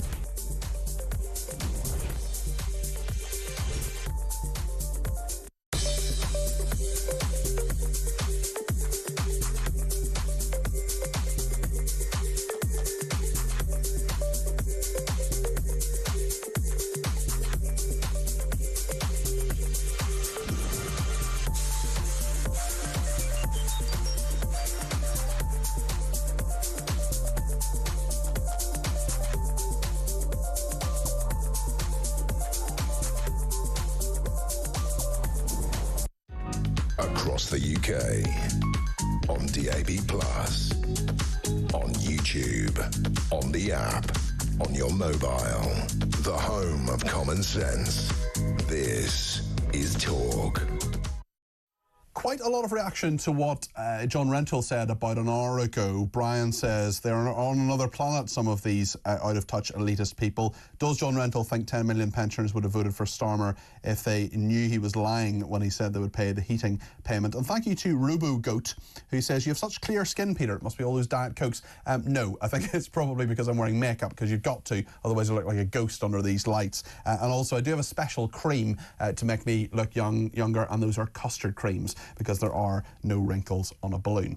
Now then, let's reflect on what Chris Lascivita has said. He is the co-manager of Trump's presidential campaign. He has put on Twitter, or X as no one calls it, this UK government is to replace a professional, universally respected ambassador. He's referring there to Dame Karen Pierce there, who's our current ambassador to America, with an absolute moron. He should stay home. Sad. Mandelson described Trump as a danger to the world and little short of a white nationalist. That is the tweet linking to an article in The Telegraph by Chris Lascivita, who is the co-manager of Donald Trump's presidential campaign that has just emerged in the last few minutes, because Peter Mandelson, Lord Mandelson, the new Labour grandee, has been confirmed as our next ambassador to the United States, replacing Dame Karen Pierce, who Chris Lascivita says is a professional and universally respected ambassador. Let's get a reaction from Laurie Laird. She's a US political commentator. Laurie, great to have you on the programme. Nice to see you, Peter, and I think your skin looks lovely. Thank you, that's very kind. And the key issue of the day, clearly, Laurie, just on a lesser issue, which is relations between, two of the world's greatest democracies. I wonder what you think about the fact that, this really does show the age we're living in when at around 4:30 we get the confirmation. It's been speculated, it was in the Times today, that Peter Mandelson is going to be the ambassador. Then we get the confirmation around 4:30. Less than an hour later, we have a senior Trumpian figure who's calling Peter Mandelson an absolute moron. What do you make of this? Chris Lascivita, who is one of Trump's top campaign lieutenants, clearly ran a pretty good campaign, because Donald Trump's going to take office quite soon. But he's not known for his how shall I say? I'm treading carefully here. Diplomacy? Diplomacy? Diplomacy. There you go. Thank you. Perfect. He's a biting sort of guy. He likes these sorts of inflammatory comments. Frankly, I would expect nothing less from Chris Lascivita. But Peter Mandelson strikes me as a pretty good choice. We know he's a pretty canny operator. I think the question is, how much access will he have? Donald Trump has made it very clear that he thinks Nigel Farage speak for Britain. Nigel Farage likes to think of himself as the Trump whisperer. So how much of a look in Peter Mandelson will get, particularly representing a party that is ideologically, I can never say that word, ideologically. I can never say crisps. Thank you. I can never say the word crisps. I have to think every time. This is why I should move to America, because you just call them chips. Absolutely. So one of the few things that may be easier in America. However, a lot of government. Actually, if we have this government shutdown, and we'll move on to that, there will be no food inspectors to inspect these kinds of ships. Okay. So we might not be able to get them but there. We seem to have avoided that. We'll talk about that in a second. But but I do think this question of how much access Peter Mandelson will have is an interesting one. It's not clear that the Trump administration realizes that there's a whole bevy of politicians other than Nigel Farage who represent the UK. Yeah, and that's interesting. And I suppose the question, I was talking to someone last night, I was talking to a senior figure in Reform UK actually about this last night. In Parliament, I was at an event in Parliament, and I was saying that, in 2022, 2023, who was the most influential opposition character in the United Kingdom? And I would argue it was the footballer Marcus Rashford. Actually, I think Marcus Rashford for a long time was a very, very important opposition figure. It doesn't have to be someone in Parliament. Now I would say it's probably Nigel Farage. And from the Americans' perspective, Nigel Farage represents the opposition to Keir Starmer. And, Kemi Badenoch out there with JD Vance recently, perhaps not as influential. And it's very, very interesting from that perspective in terms of how people view the United Kingdom, and indeed Donald Trump suggesting at one stage that Nigel Farage would be a good ambassador himself. So it'll be very interesting to see what happens. In regard to putting your other hat on as an economic guru as well, Laurie, do you think that the trade war will really ensue between the United States and the United Kingdom? I think it probably will. But again, I honestly think that Nigel Farage may have a role to play here. Donald Trump likes to pick out people. He likes to pick winners. He likes to divide people. He sees Nigel Farage as somebody who can divide the European Union. He likes this. And I think that Farage may just, I don't want to over-egg him, may just get Britain a different sort of hearing with the powers that be, the trade powers that be in this administration. The question is, would Keir Starmer have the audacity, bravery to actually give some kind of informal trade envoy role to Nigel Farage? I do think Farage has a way of communicating with Trump that few other foreign politicians do. It's a very, very interesting point. Take us to the to Congress at the moment, because we know that they are avoiding, or we think they're avoiding, a government shutdown. Just tell us around this and what's been at stake here, especially for the incoming Trump administration.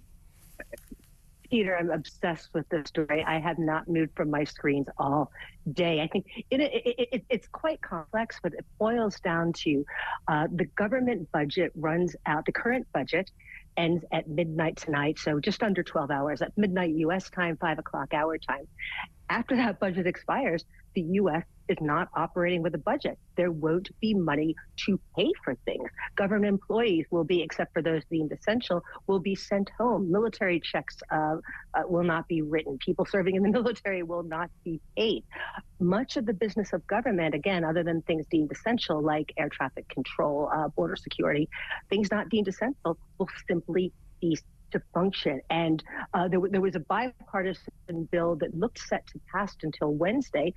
Elon Musk got involved, tweeted 98 times about his opposition to this budget. Donald Trump, 12 hours later, piled in and said he didn't want to see this budget pass. It didn't pass. A streamlined budget went to a vote yesterday, also didn't pass. So with less than 12 hours, the U.S. government is going to cease to operate. It's utterly remarkable. Now, we've talked about government shutdowns in the U.S. This is not new. But this one feels like it may just happen. Interesting. And why do you think it will, could well happen? I mean, what do you think will happen over the next few hours to try to avoid that as well? I think that when a bipartisan bill can't get through, one that was hammered out in the way that we all think politics should work, right? The two parties get together, they make sacrifices, they give, they take. If that sort of bill can't get through, it's difficult to see what can happen in the short amount of time that is available to us. Now, what seems to be happening at the moment is this bigger bill will be split into 3 smaller bills, and that this is only talking about the House of Representatives at this point.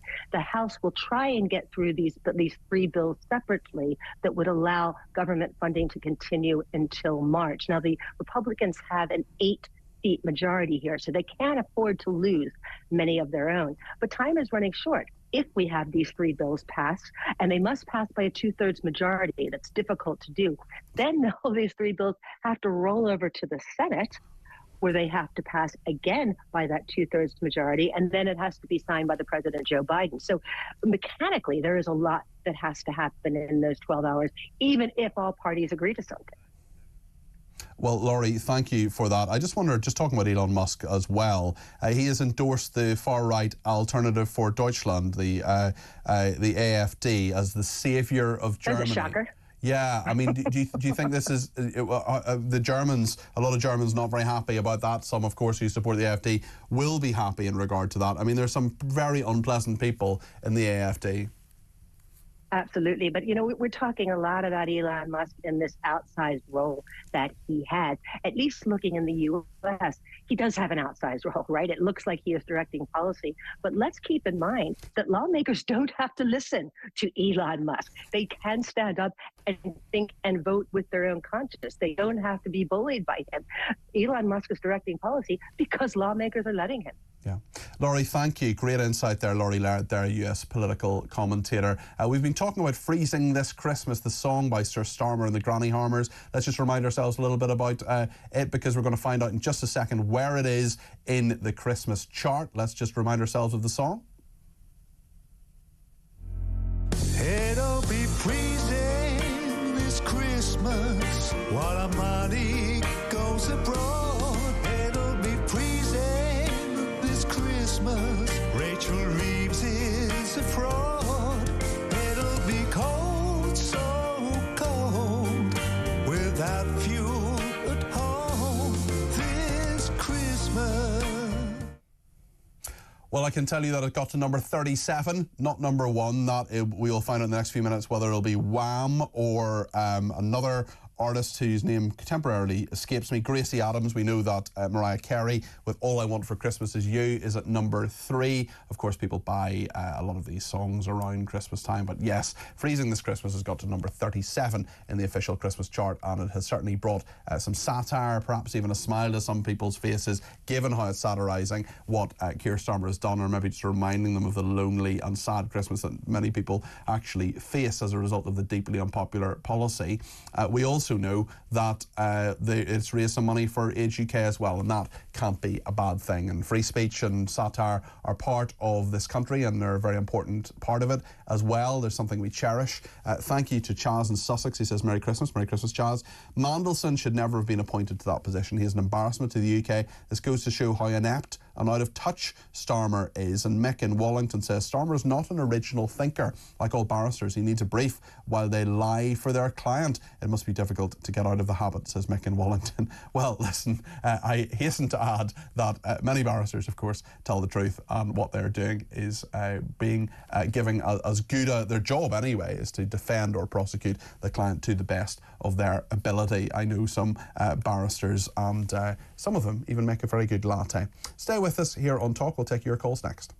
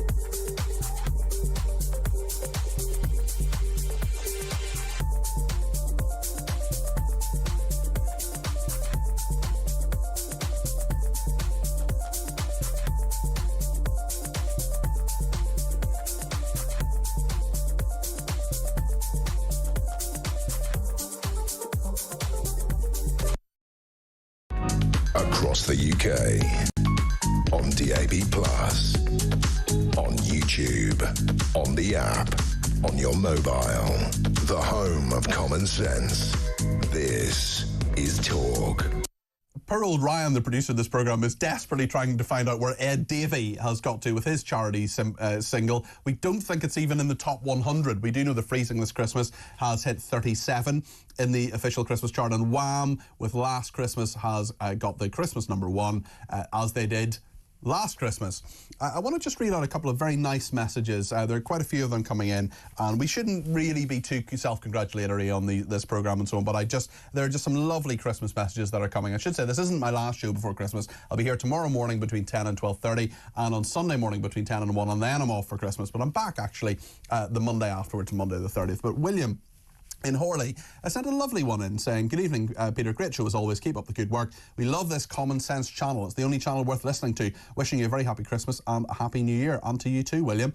Leslie says, "Peter, have a lovely Christmas, and I thank you for all you and all at Talk for letting me have a voice on air." Well, Leslie, you're welcome to give us a ring sometime as well. You do text in. I do notice your texts coming in, and you always speak a lot of common sense yourself, Leslie. But give me a ring sometime. It'd be great to speak to you on the air. Or if you're not, maybe you're a little bit nervous about it, send a voice note. You can hear yourself back. You can do that too on 0344 499 1000. You can send it through WhatsApp as well. Claire says, "Peter, just to wish you a very Merry Christmas to you and your folks back home in Northern Ireland. Peter, the sharpest Cardwell in the pack at Talk." I really appreciate that, Claire. It's very, very kind. We now know that Ed Davey's Christmas charity song is number 87, is it? Yes, 87 in the Christmas chart. So it came 87th, Freezing This Christmas got 37th, and Wham's Last Christmas got to #1. And we know that #2, I think, was the Gracie, Yes, That's So True by Gracie Abrams, and All I Want for Christmas Is You is Mariah Carey. So there we are. Not that I would have any knowledge of what being a diva is in any way like. But thank you to Mariah for that. Caroline is in London, and she has given me a ring on 0344 499 1000. I think it's HS2 you want to talk about, Caroline. It was fascinating, actually, yesterday. I'm sure you saw the former head of HS2 saying, "Oh, it's all about difficult. Oh, we've got 100 million for a bat cave." Not even a bat cave. Bat cave would be great. Batman would solve crimes, whereas it's just a sort of bat shed. But what we don't have is a high-speed rail link between various parts of the UK and London. Hi, Peter. Thanks for taking my call. I just want to say, before I make my point, if that's okay, I want to say thank you to you and all your presenters. I don't know what we do without you guys. Thank you, Caroline. Really. Appreciate that. So I'd like to make a few points. Yes, I actually watched Michael, I can't think his name, the guy that was on with Alex this morning, but I saw him on Tuesday TV last night when I heard all about this HS2. Yeah, HS2. Basically, what I want to say is I don't know when the British people really are going to wake up. There was never going to be a railway line. It's a complete waste of money. It's a complete waste of money, Caroline. It's a complete Ponzi scheme. People have lost their homes, haven't got their money, their lives are ruined, land has been ruined. But it's not just that. The climate change is going to be a Ponzi scheme. Stu Gray getting into the House of Lords, the whole thing is a joke. Starmer said he was going to get rid of the House of Lords. Peter Mandelson, please, Peter. What, we've got another Tony Blair government now? It is pitiful. It does feel that way to a lot of people. You've got a lot of these, a lot of other people like Angie Hunter, for example, a very senior person in Tony Blair's Downing Street. She's been made a baroness. I mean, it's a sort of continuity Blair in regard to a lot of these House of Lords appointments. No, absolutely. I think the only people at the moment that are benefiting from this country are the corrupt councillors, and there are a lot of them, the whole civil service, the politicians, and the big conglomerates. They are sending, 13 million to Ukraine to keep the Ukrainians warm this winter. Our budget for Ukraine is £3 billion a year, and Rachel Reeves, the Chancellor, said that will continue for as long as is necessary. The entire budget for winter fuel allowances that has been saved by their movement, now by the moves in the budget, is 1.4 billion, less than half of that. I just think a lot of people will say, it's not necessarily either or, but I think a lot of people will say, hold on a second, what about here at home? Absolutely, but not only that, 50 million to Syria, to a known Islamic terrorist group, and yet people, old age pensioners who've paid service this country, are going to most likely die or suffer severely this winter. They don't care about us. This is not about them. This is about them making huge money. This is about we're in modern slavery or a legal mafia system.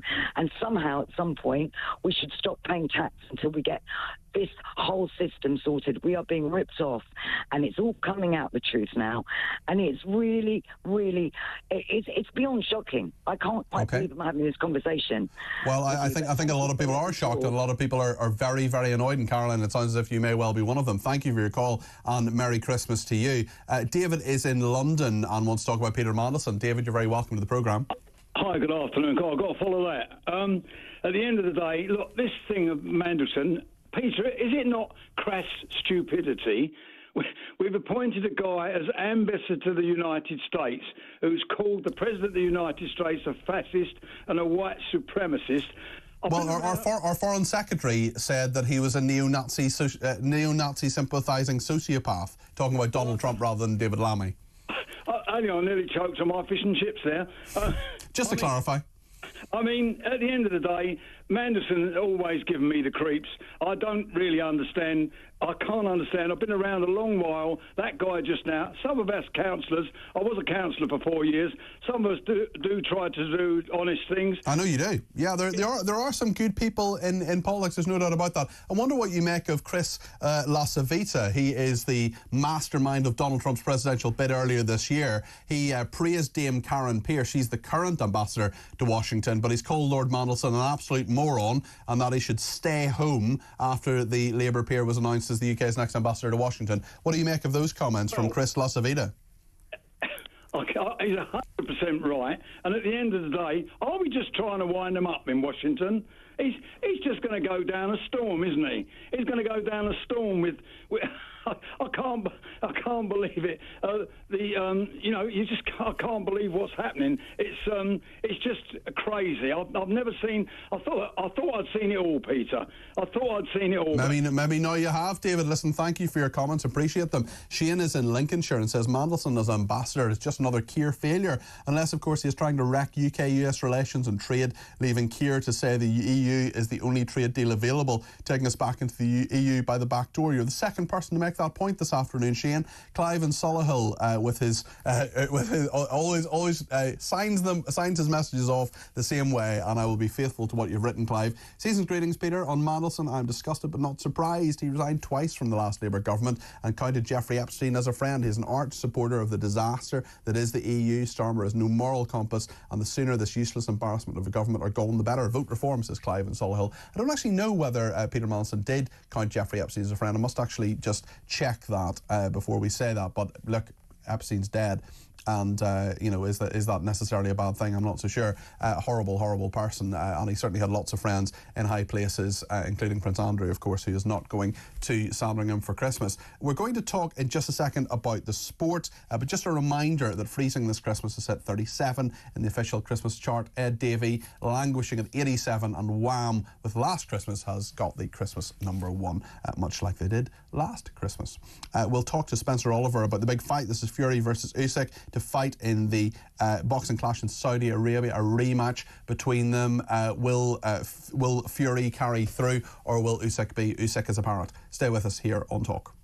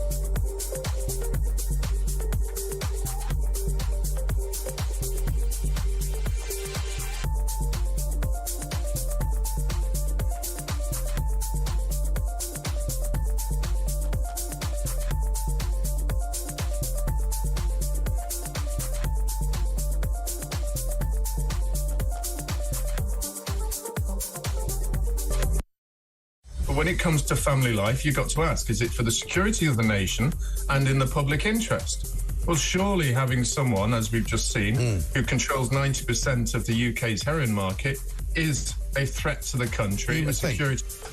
You would think. So a guy that simply attacked someone with whatever it was at B&Q, I don't think will even reach, you know, the idea that the court will say or will even consider it.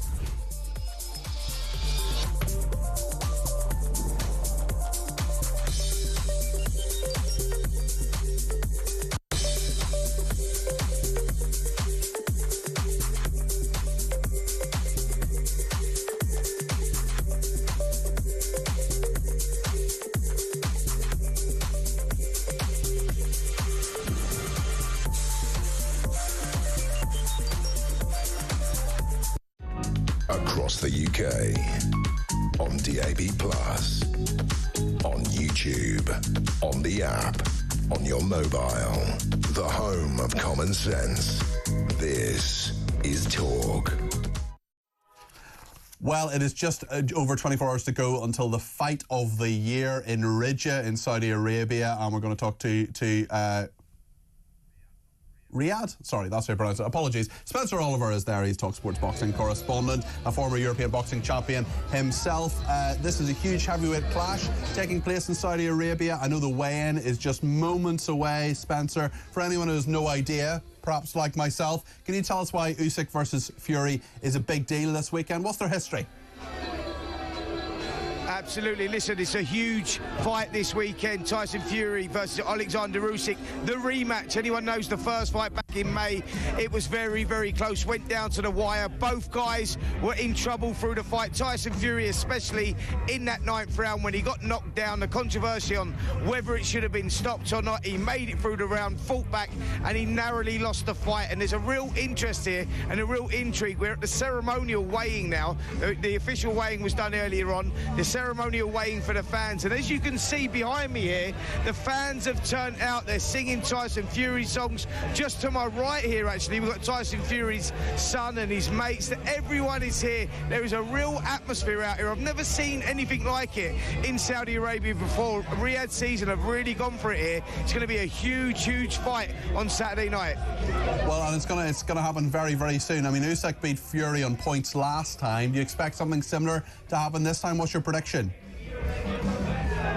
Yeah, that's where I'm leaning towards. I've seen both guys, and Tyson Fury has been very subdued this week. I mean, he went in a 3-month lockdown training camp. He never spoke to his wife, Paris. He never spoke to any of his kids or anything. He had a complete lockdown, soul-searching in many ways, trying to rediscover himself, trying to find that fire in the belly, because he needs to do that against Alexander Usyk to turn this around. I mean, there's going to be small margins here. They need to adapt small margins, but will that be enough for Tyson Fury? Alexander Usyk is a proven champion, an unbelievable champion, undisputed cruiserweight champion, undisputed heavyweight champion, beaten Anthony Joshua twice, beaten Tyson Fury, beaten Daniel Dubois. The guy is cleaned up, so Tyson Fury has a huge task in front of him.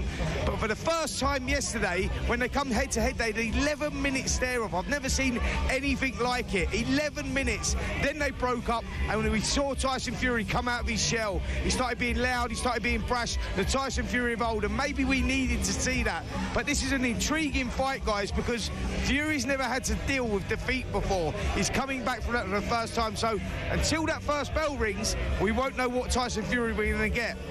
This is psychological as well as physical, isn't it? There's so much psychology involved in all of this. Oh, absolutely. Listen, boxing is 80% mental and 20% physical, because when you get into those championship rounds, 9, 10, 11, 12, the physicalities leave you. It's all about the mental strength. Who wants it most? Who can go to the darkest place? Who can grind through, push through? And as we saw in the first fight, that's what both of those guys had to do. They had to bite down and push through. It was a fantastic contest, and I'm expecting exactly the same in this one. How can people follow the coverage on TalkSport, and in fact here on Talk as well on Saturday night, Spencer? Yeah, we go live on talkSPORT from 7:30 p.m. You can also catch it live on the talkSPORT Boxing YouTube channel. You can watch the live stream, and the main event is due to be walking here. Tyson Fury, Alexander Usyk at 1 a.m. Saudi time, which is 10 p.m. in the UK. Great stuff. Well, thank you very much. I know the weigh-in is absolutely imminent there, so you'll go and cover that. That's Spencer Oliver there, who's talkSPORT's boxing correspondent, live in Riyadh in Saudi Arabia, a former European boxing champion himself. He knows of what he speaks, and there will be full coverage on talkSPORT, and in fact here on Talk as well, because at the weekends and the afternoons and evenings we have the radio stream goes over to talkSPORT. You can, of course, get all your friends and favourites on the TV side of things, the visual side if you're watching on your connected device, and of course 3/4 of homes have a smart TV, and if you have a smart TV you can watch us, of course, on the app there. You can watch us on YouTube as well, and indeed tomorrow night at 7 o'clock another clash of the Titans, not just Usyk and Tyson Fury, but indeed myself, Julia Hartley-Brewer, and Kevin O'Sullivan and Russell Quirk will be with you as well with our very own Clash of the Titans. A little bit less boxing there, although if there were to be a boxing match between Julia Hartley-Brewer and me, my money would definitely be on her. Thank you to everybody who has been in touch, and Andy in Northamptonshire says, yet another lie about this hapless, hopeless government. Mandelson told Julia he would not under any circumstances take another role in government. I was sitting in the studio when he did that. I was one morning, I was sitting here, and he said, I mean, this... Is he a civil servant? Is he a political appointee? Is this something that actually he's, maybe this isn't strictly speaking a government role? I don't know. Anyway, it's a shocker, I tell you, that Peter Mandelson may not be entirely honest. Cliff in Berkshire says, if I were to fund a prescribed terror organisation, I would be prosecuted, and rightly so. How can our government fund such an organisation legally? Have a great Christmas, says Cliff in Berkshire. This is a really interesting question. Because the HTS, the organisation, there are a bunch of Islamists, basically. There are people who celebrated 9/11 and want to destroy the West. Well, they are in charge in Saudi Arabia. They may change their tune. Well, I don't think necessarily they will. But certainly Western governments, including the US and the UK, seem to be treating them with kid gloves and sending aid. Will it actually reach the people of Syria? It's a big question, Cliff, and I think that you make a really, really good point there. On Starmer himself, Mark in Glasgow has given me a ring on 0344 499 1000. Mark, you're very welcome. Merry Christmas to you. What point would you like to make? Thanks, Peter. Well, essentially, I've been sort of sitting back watching for the last few months as I see what's going on, pulling it all together. Summer riots, freedom of speech being slowly eroded through universities and so on. The government seems to be hell-bent on taking us back into the EU, calling it realigning or resetting. Starmer has put a huge team onto that, and now we've got Mandelson, who is Tony Blair's big pal, who had got Tony Blair elected way back, and I think has been behind with Blair getting Starmer elected. And on the basis, I believe, of say what the hell you like before the election, get a big majority, and then do what the hell you like afterwards. We're in a very dangerous situation, because I think if they try and take us back into the EU, there will be absolute rioting on the streets.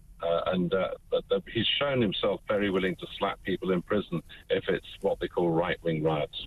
Do you think, Mark, really, that Starmer wants to bring us back into the EU and defy what 17.4 million people said? I mean, the process of Brexit was such a traumatic one for this country, both the vote and what happened afterwards. I can see how he wants closer alignment. I can see how he wants to, I don't know, he would maybe argue make Brexit work better. But honestly, back in the EU, do you think that's something that Keir Starmer will do? It won't be called that. It'll be called resetting the relationship or realignment. But that's what's going on. That is Tony Blair's ultimate. He tried to become president of the EU, and I suspect in terms of the EU being a block of countries, much like the United States is a huge block of states, but an equivalent size to the EU, Blair, I think, has no problem going for becoming president of the EU and thus fulfilling the only thing he's failed at. Yeah, it's a very, very interesting one there as well. And Mandelson, in the United States, we've heard as well, Mark, that one of Donald Trump's closest aides, in fact, the co-campaigner of his, the co-chair of his campaign, has said that Peter Mandelson is, in his words, an absolute moron. It's not a good start, really, is it? I've met some of the civil servants that dealt with him while he was their minister, and they were all very cowed. This was years ago. And the Prince of Darkness, absolutely. He is a public relations guru, but the dark side of public relations. I think he's recognized as that by the US, and I think no good will come of inflicting him on the US. And I'm trying to work out strategically what they're up to. My guess is to hopefully make Trump look awful, and Starmer will manipulate and do whatever he likes in order to do that from that position right at the heart of the USA. Do you remember the documentary, Mark? I don't know, on Peter Mandelson. I don't know if you saw it, on the yogurt pot. Do you remember that particular thing? It was brilliant. They did a documentary on Peter Mandelson. Everyone sort of sitting around him as he was holding court as the Secretary of State of the Business Department, and he was eating a yogurt. And then he just kept talking to the person and sort of held the yogurt pot out, and someone took it off him because, God forbid, he should actually throw it in the bin himself. I think you've got it down there perfectly. I could never understand why Blair... Well, I could understand why Blair did what he did. But if you think about Mandelson's history, there were allegations of mortgage fraud. Yeah, and well, he had to resign. Well, exactly. But wait, it gets better. You might recall the business when he was an EU, what was it, not minister, one of the top... Trade commissioner, yeah. Commissioner. And he was found not to have been on a Russian aluminium oligarch's yacht once or twice, but multiple times. Yeah, that's right. I remember all that, yeah. And then we had this enormous story that should have been a couple of days that ran for 4 months about Jonathan Ross.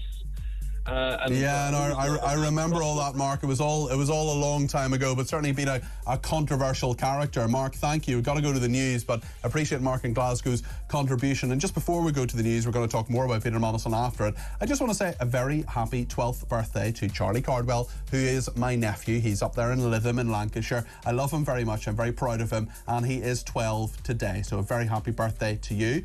Lots more coming on Talk if you want to get your voice on the air. 0344 499 1000 is the number to call. Plenty more to come after the break.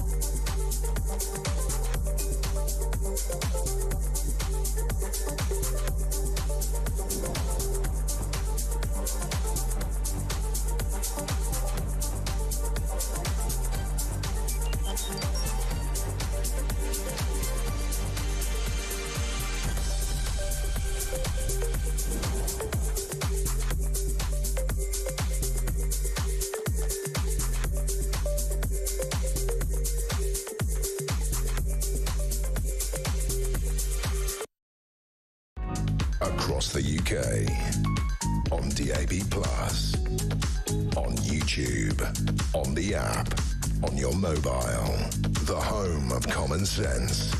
This is Talk.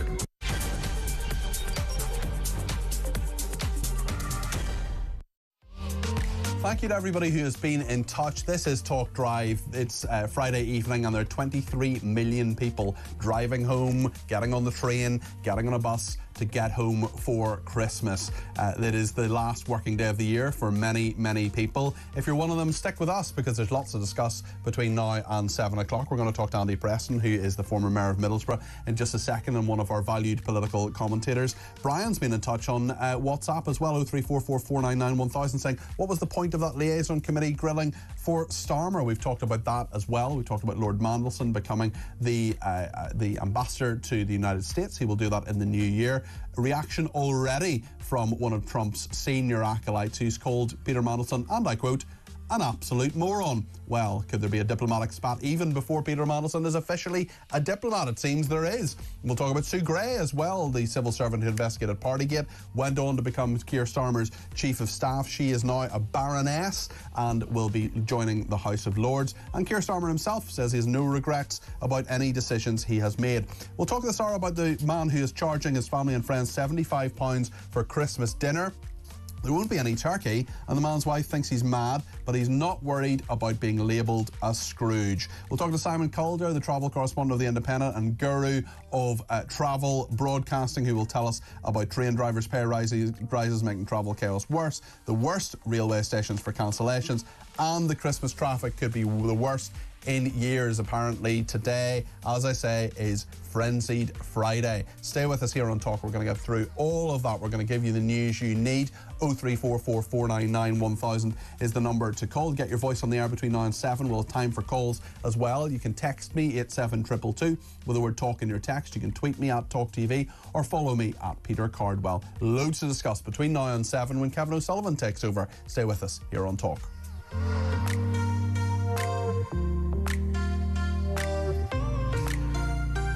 And there are lots of lovely people getting in touch just with Christmas messages as well. I should say this isn't my last show before Christmas. I'm actually here tomorrow morning between 10 and 12:30. And on Sunday morning, I should say, between 10 and 1, we'll be talking to Kevin Hollingrick from the Conservatives during that programme as well. But Sally in Surrey's been in touch on text, says, wishing you and yours a wonderful Christmas, Peter. Thank you for keeping us sane. Keep doing what you're doing. Love, Sally in Surrey. Well, Sally, thank you for that. A number of people have sent me Christmas cards as well. Some people have sent me gifts and things. Just want to say a big thank you to everybody who has done that. All very, very kind and very welcome as well, although there's never any need to send anything at all. I just knowing that you're listening, but do get in touch. As I say, that's always wonderful to hear from you, including this person. No name in this one, just says Merry Christmas and New Year to you, Peter, and all your esteemed colleagues.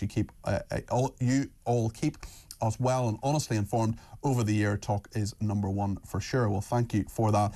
On the Christmas number one as well, we know that Wham, just like last Christmas, this Christmas has got the Christmas number one with Last Christmas. And Chris says, Chris says, good afternoon, Peter. I wonder if Starmer bought Wham's record to stop the winter fuel one going to the top. Good show and have a Merry Christmas and a Happy New Year to all. The best news show. And Donna in Birmingham just finally says, great show, Peter. I could have run for the Prime Ministerial job and promised I would give every household in Britain £1 million each. Then what again? I'll just say, sorry, I can't afford that. What's the difference between me and Starmer the Harmer, says Donna in Birmingham. Yeah, well, listen, a lot of promises are made in election campaigns that just do not turn out to be true. Let's talk about the promise that Keir Starmer has made to make Peter Mandelson the ambassador to the United States. This is already causing a diplomatic row between him, really, and the person who ran, or one of the people who ran Donald Trump's election campaign, Chris Lasavita, who says that he believes that Keir Starmer's appointee, Lord Mandelson, as he puts it, is an absolute moron. Those are the words he used, so I'll happily repeat them. Peter Mandelson says he's honoured to be appointed US ambassador. What does Andy Preston think? He's a political commentator, former mayor of Middlesbrough. Andy, is this a good appointment, do you think? Hi, Peter. Hello, everyone. Hi there. Gosh, I think that Peter Mandelson, wherever he goes, there is trouble. I can't see that Peter Mandelson has any discernible talents because he never seems to achieve much other than possibly elevating himself. I think that the guy must have an astonishing degree of personal charm charisma, because he seems to prosper wherever he goes. I touched on scandals there, and basically he's resigned twice over very serious financial allegations. Arguably, to be a great diplomat, all you need is to be charming and wily and able to get in and network. So in many ways, it'd be good. And I was getting ready to talk about this, Peter, and I was about to say that, does it really matter if Peter Mandelson has slagged off Donald Trump? Because Trump seems remarkably resilient in that regard, and that he's willing to work with people. I think it's a fair point, Andy, especially if you look at what David Lammy, the Foreign Secretary, said, who said that in his belief previously, he said that Donald Trump was a neo-Nazi sympathising sociopath. But they've had dinner together. They seem to get on okay. They've had he and Keir Starmer had a long dinner with Donald Trump previously. We now know the Chief of Staff to Keir Starmer, Morgan McSweeney. He's been over in America talking to Susie Wiles, who's Trump's Chief of Staff. So people get over these things, I think. But what's interesting is that clearly Chris Lasavita hasn't got over it. He calls Mandelson an absolute moron, and that even today, even within the last couple of hours, is causing a diplomatic spat before Peter Mandelson is even a diplomat. Peter, it's an astonishing outburst. It's very surprising. It's incredibly strong. I don't know whether this guy's allowed to make public comments, whether he still is. He certainly has anyway. He's made them public. Yeah, he certainly has. Look, I think it will fuel the talk, but at the end of the day, as you've just said, and I was going to say, I think Trump is this remarkable character who's good and bad, and his good strength, his remarkable strength, is that he can put awful things to one side and work with people if he thinks there's a good common aim. So I don't see it impacting it. As I say, Mandelson is in my opinion, seems to be a slippery character who's great at getting in there and getting to know people and networking, which is a great skill set, I guess, for a diplomat. Have you ever had to bite your tongue when you were mayor of Middlesbrough, knowing that there were people who maybe behind the scenes were slagging you off, or perhaps even publicly slagging you off, and then you had to work with them and just get on with them? 24/7, Peter. Because you're an independent candidate, of course, weren't you? I was. Nobody liked me. The Tories, Labour. No, to be fair, there were lots of great people, but certainly lots of backstabbing. And you know that old phrase, "Oh, I could write a book." I literally could write a book. I remember Anthony Scaramucci. He lasted, I think, 9 days as the, maybe it was 10 days as the White House communications chief. He said, "Where I come from, we're not backstabbers, we're front stabbers. We'll stab you in the front, and you'll know about it." What we say in politics, you keep your friends at a distance and your enemies really close. Well, absolutely. And Sue Gray may well have pulled over the last few months a few knives out of her back, metaphorically anyway. She was the civil servant who investigated Partygate. She went on to become Starmer's Chief of Staff. She's been made a life peer. She's going to be Baroness Gray, heading to the House of Lords. What do you make of that one, Andy? Well, the first thing I'll say is the whole thing looks dodgy, and I'll push that to one side. I have to say that every single appointment, every single award is always controversial, whether it's Sports Personality of the Year or who gets an OBE. There are always people that wildly... I was very annoyed not to get Sports Personality of the Year. I think that was a vast oversight there. But so these things are always controversial. So what I'm about to say, we have to bear that in mind. However, Sue Gray was an extraordinarily senior civil servant who was expected to conduct her business and requests to do with the utmost impartiality. She was chosen to undertake a role. There were rumours that she was biased and pro-Labour. I don't know whether that crept into her findings, but then the appointment of her soon after as Starmer's Chief of Staff was very, very unusual. She did a shocking job there, terrible job, Peter. There's no doubt about that. She was pulled out of the role because of the mayhem that immediately evolved in Number 10.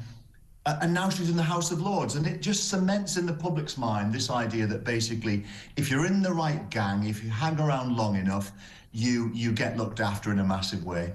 I would never suggest for a minute there's any financial impropriety, but she's been extraordinarily well paid with a great pension. That should be a reward, other than doing her job really well when she was a civil servant, if she did, assuming she did. What does she deserve? How can someone who does their job deserve elevating to the House of Lords? I know these things. There's so little rhyme or reason. I mean, if you take even Sue Gray out of it a little bit, Andy, there's so little rhyme or reason as to how people become members of the House of Lords. I mean, it's not as if it's not exactly merit based, is it? No, it usually isn't. I mean, there's some great, of course, crossbench peers, aren't there? I was on a podcast the other day with John Bird, Lord Bird, the founder of The Big Issue. experienced homelessness and a campaign against homelessness. I think people like him with a real expertise and passion can add real value. But other than that, it's cronyism, and people are disgusted, upset, and have no faith in politics anymore. And this will only accentuate that. Sue Gray being given this role. Although Keir Starmer says he has no regrets, let's just remind ourselves what he said at the liaison committee yesterday, the sort of super committee of select committee chairs are holding him to account. He was quizzed by Dame Meg Hillier, who is actually quite an independent-minded Labour person. She was previously head of the Public Accounts Committee, and she is now the head of the Treasury Select Committee. She asked him if he had any regrets. This is what Meg Hillier said yesterday in the House of Commons to Keir Starmer. Is there anything that you would do differently if you were starting out now, knowing what you know? No, we had to do tough stuff.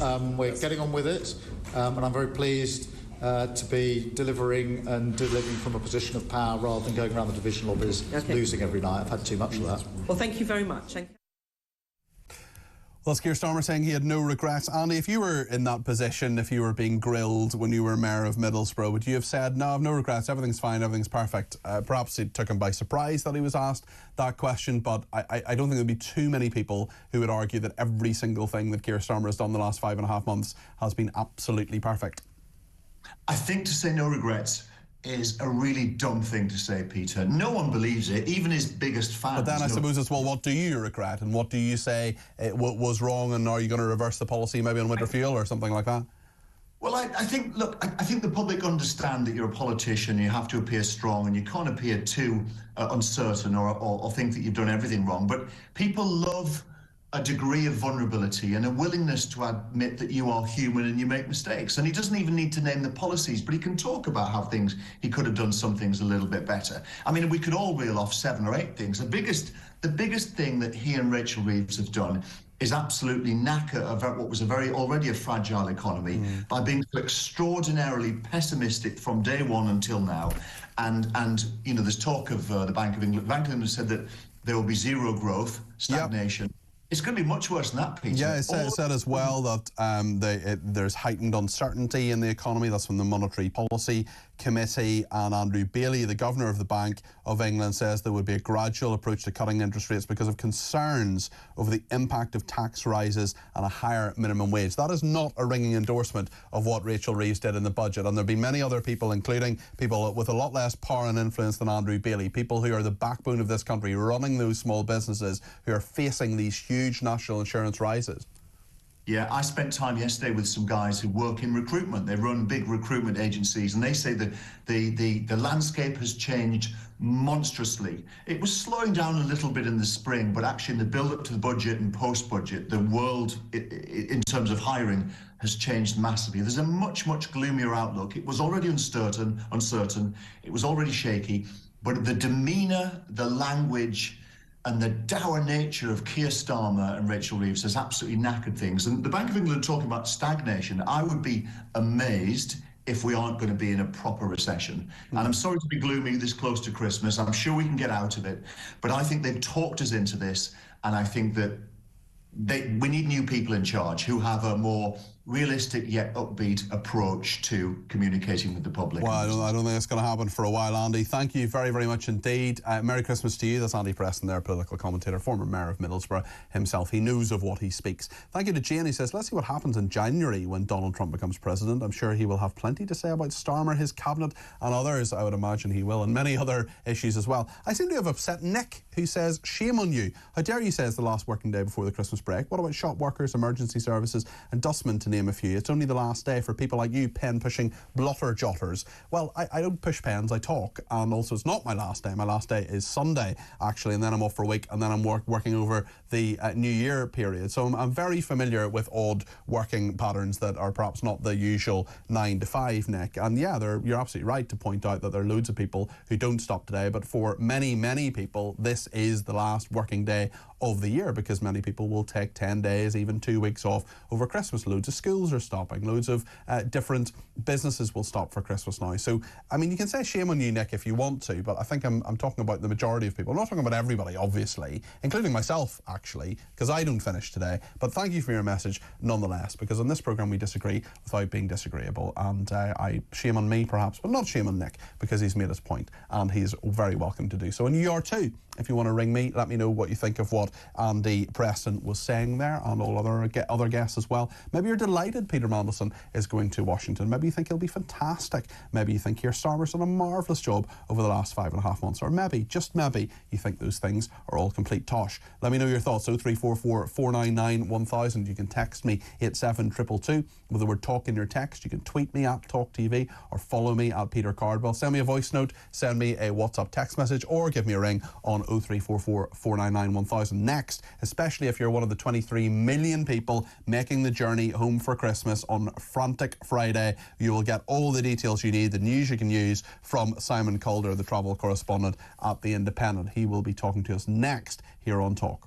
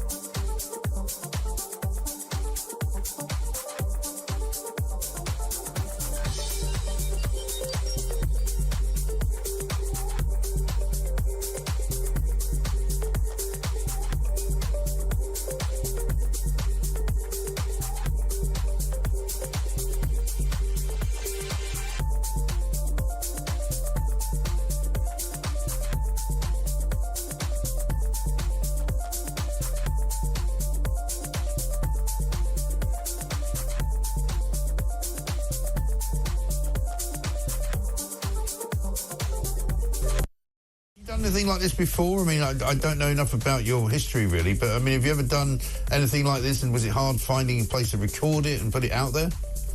No, I've never done anything like this at all, Mike. And to be honest, the whole thing, I basically made it from my computer at home. You know, I hired a guy to do the vocals. He had his own booth. He did that. He sent them to me. I hired a second guy to do the video. And then I did all the work in between, putting it together and producing the track just at home, basically. So it was all just done essentially in my bedroom.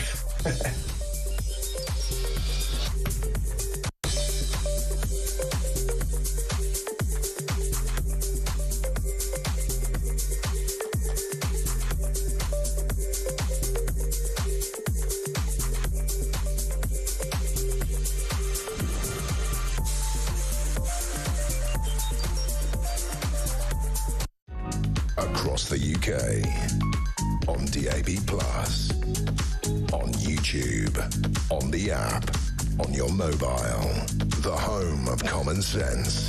This is Talk. Well, it's really interesting just what's happening with the government at the moment, because we have the Bank of England Andrew Bailey, who is its head, the governor, said there would be a gradual approach to cutting interest rates. We heard yesterday 4.75% that we actually, stayed at that level, and they're not going to be cut anytime soon, which is real misery for so many people coming off those fixed rate mortgages, hundreds of thousands of people every year. And the bank has left us with zero growth. The budget has left us with zero growth, says Andrew Bailey. That's the headline in one of the papers today, and in the Times actually. And it's just interesting that Keir Starmer doesn't seem to think that anything that he has done has been wrong. Let's just remind ourselves of what he said at the liaison committee yesterday. And this is a sort of super committee. So you have all the select committees, lots of MPs who aren't ministers, they're backbenchers, so they're not government ministers. They'll be on these select committees, and they hold the government to account, whether it's the Housing Committee or the Education Committee or the Finance Committee or whatever, Treasury Select Committee. And then they're chairmen and chairwomen come together to form this sort of super committee, the liaison committee, and every now and again the Prime Minister is grilled by them. But of course it's a bit different now because because of the parliamentary arithmetic, we're in a situation where so many of the chairmen and chairwomen are Labour now. So actually, in the 90 minutes that were yesterday, we had someone asking previously, a few minutes ago, what is actually the point of these liaison committees? If it's only going to be 90 minutes, a lot of them are Labour people anyway, but actually, sometimes you do get something, you do hear something, and you do hear something new out of them. But the question was asked by Dame Meg Hillier. She is the chairwoman of the Treasury Select Committee. She said, hold on a second, 5.5 months, it hasn't gone particularly well for you, Sir Keir. What did you do wrong? Well, this is the exchange.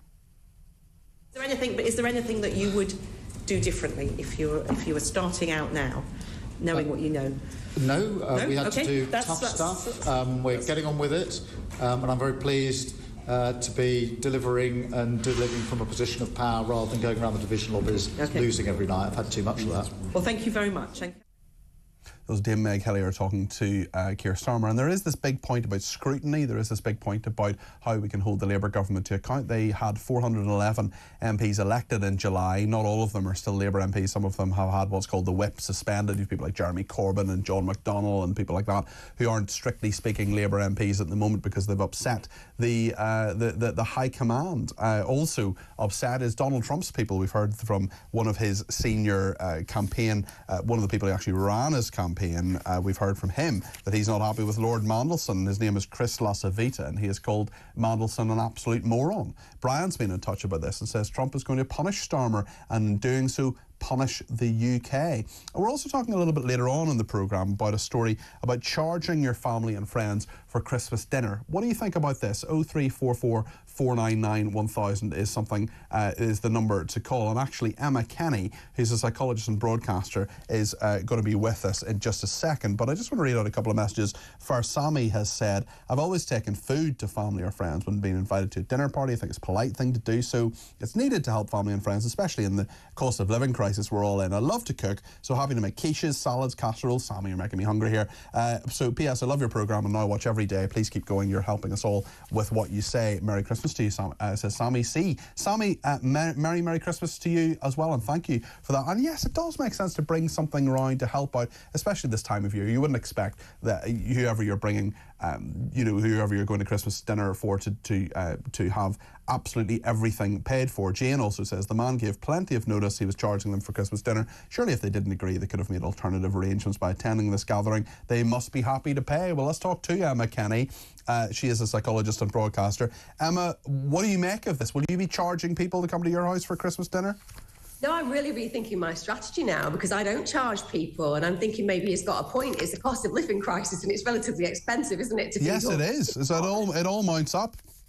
It really does. I mean, I think that the whole concept of Christmas as a time for giving is great if you're the person receiving, but sometimes when you're the person giving, it can lead to a bit of resentment and family fallout. So if you can offer an extended invite to people who aren't bothered about paying and want to have a really nice time with the alcohol and the food, then fair enough. At the same time, I think a lot of us, particularly in the British tradition, we do genuinely see ourselves, particularly us mothers, as the head of the household. We like our extended family. Everybody enjoys the auntie who falls drunk at the table and talks inappropriately to the younger kids. It's just part of what being British and being traditional about Christmas has been. So I don't think most of us will take on the psychological position of making people pay and the physical position of doing that, but I don't think there's anything wrong with it. Although if you were to said, you know, £75, this guy, Richard Carter, he is, by complete coincidence, I'm sure, the owner of a card reading company called Lopay, and he says that he's going to bring his card reader out. So, I mean, some might argue, a cynic, not that I would ever be cynical, Emma, in any way, although I do often say on this programme, just because you're cynical doesn't necessarily mean you're wrong. He might just be doing this as a little publicity stunt, but the principle is there as well. I mean, I don't think I've ever handed actually money. Oh no, I have. When I was a student, actually, we used to all put, I think it was a £5 into a pot, because our lovely friend Kim would make us food when we went round to her student house to make food. So that was actually something we did, but I don't think I've done it actually since being a student. But if you went to a restaurant or something like that, you'd probably pay a lot more than £75 for your dinner on Christmas Day anyway. Yeah, absolutely. It's an expensive day out, Christmas Day. But I do think, like you said, the idea of sitting around the table and the crackers come out and then the card reader machine follows it, that's probably going to take a little bit of getting used to, with respect. It does feel a little bit on the mercenary side. But I think often people do feel at Christmas like it costs a hell of a lot of money. And I genuinely think in 2024, on a really general level, a lot of people are feeling the pinch. There are people who are really struggling, and you still feel compelled to do the best for your family. So for the mums and dads out there who maybe could do with people putting a tenner in a pot, even if you haven't been told this is how much it's going to cost you, it doesn't do bad to actually say to somebody, no, I put 20 quid in an envelope.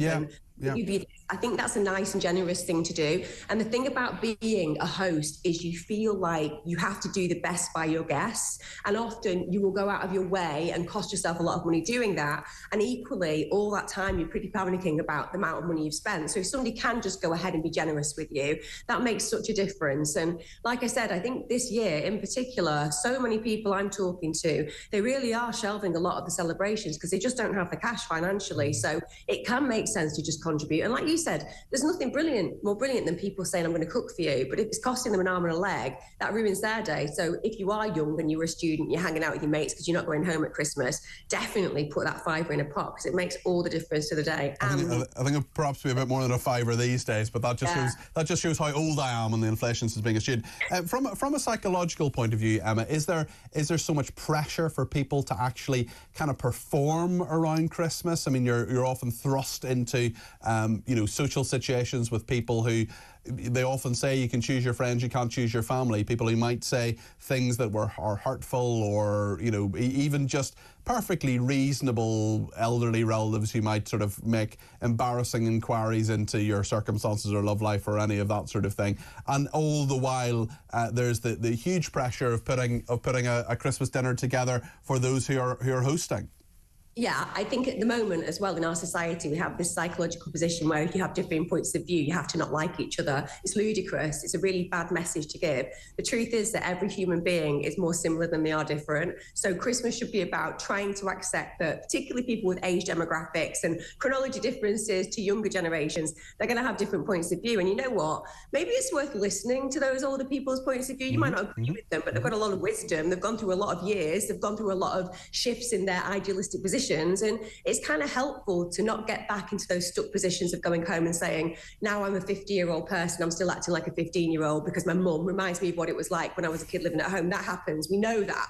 The best thing to do... You do regress, don't you? I remember my mother still tells me to put my coat on and things like that, and I sort of go, I'm 40. Absolutely. So that's key. Just try to say to yourself, it's a day or it's a couple of days, and if you are blessed enough to be sat around a table with a group of people who love you, even if you're different to one another, then when you think about the fact that on Christmas Day there are going to be lots and lots, I mean tens and tens of thousands of people in the UK waking up in a cold house to literally no one caring for them or being there, you are very lucky. If you get to have a row with your Auntie Edna because she has a different point of view about you, then you are a blessed person to be able to do that with her, and remember that. You're absolutely right, Emma, and I actually spoke to someone last week on my Sunday show who is spending his 7th Christmas on his own this year, and he hadn't had a Christmas card for 3 years. In fact, I sent him a Christmas card this week, and indeed one of our lovely viewers sent me a Christmas card to send on to him, which I will be doing. But Emma, listen, have a lovely Christmas yourself, whatever you're up to. That's Emma Kenny there. He's a psychologist and broadcaster, and thank you to everybody who's been in touch as well. We'll go to a call in a second, but Jim has been in touch and says, has the man charging for a Christmas dinner found a brilliant way to stop these annoying relatives for spoiling his quiet Christmas. I personally would pay many of my relatives not to come, says Jim, who doesn't give his surname or where he lives, probably quite wisely. Thank you to this person who says it makes perfect sense for families and friends to share the cost of a large get-together, especially if there's a lot of food and drink being shared. I suppose that's the point, but should you pay for it, or should you just bring some booze, or bring a starter or a dessert or something like that? Or maybe you're the person who can buy the turkey. Gareth says, my goodness, a family asking for a family to pay for Christmas dinner. Thank goodness it's just me, my wife and my daughter. Our family has gone to pot. And John in Staffordshire says, my elderly mum always wanted to cook Christmas dinner for the family but couldn't afford to pay for it. My brothers and I would give her some money so she'd provide a magnificent meal. She was very happy to do it. We were very happy to pay for it. We were all winners, says John in Staffordshire. Well, that sounds like you had many a lovely Christmas with your lovely mum. Keith in Durham has given me a ring on 0344 499 1000. You can too. Let me know your thoughts on charging people for Christmas dinner. 0344 499 1000. Keith, what do you make of this? Hi there. So, yeah, I was just listening to the debate, and I mean, British people often kind of rock up at places, with a bottle of wine, etc. For nobody wants to take a lend. However, if I was invited to somebody's house for a meal, and then they were to turn around and go, "Oh, by the way, I'm charging you for it," I'd go, "Okay, that's fine." And if it wasn't up to standard, I'd ask for a refund, just like I would in a restaurant. Yes, although presumably they should tell you beforehand, Keith. You shouldn't just turn up and then they bring out the card machine. Yeah, exactly. Yeah, you know what I mean. It should. Most people are pretty decent and would kind of offer. Yeah. But like I say, if it was kind of like some kind of restaurant deal, you'd treat it like a restaurant. Well, and I don't know about you, Keith, but I don't want that to be my Christmas experience. I want it to be a different kind of experience. Keith, thank you for that. That's Keith in Durham there, giving us a ring. And you can too, 0344 499 1000. We'll get the travel update from Simon Calder. You've waited very patiently for it. He's coming up after the break. Stay with us.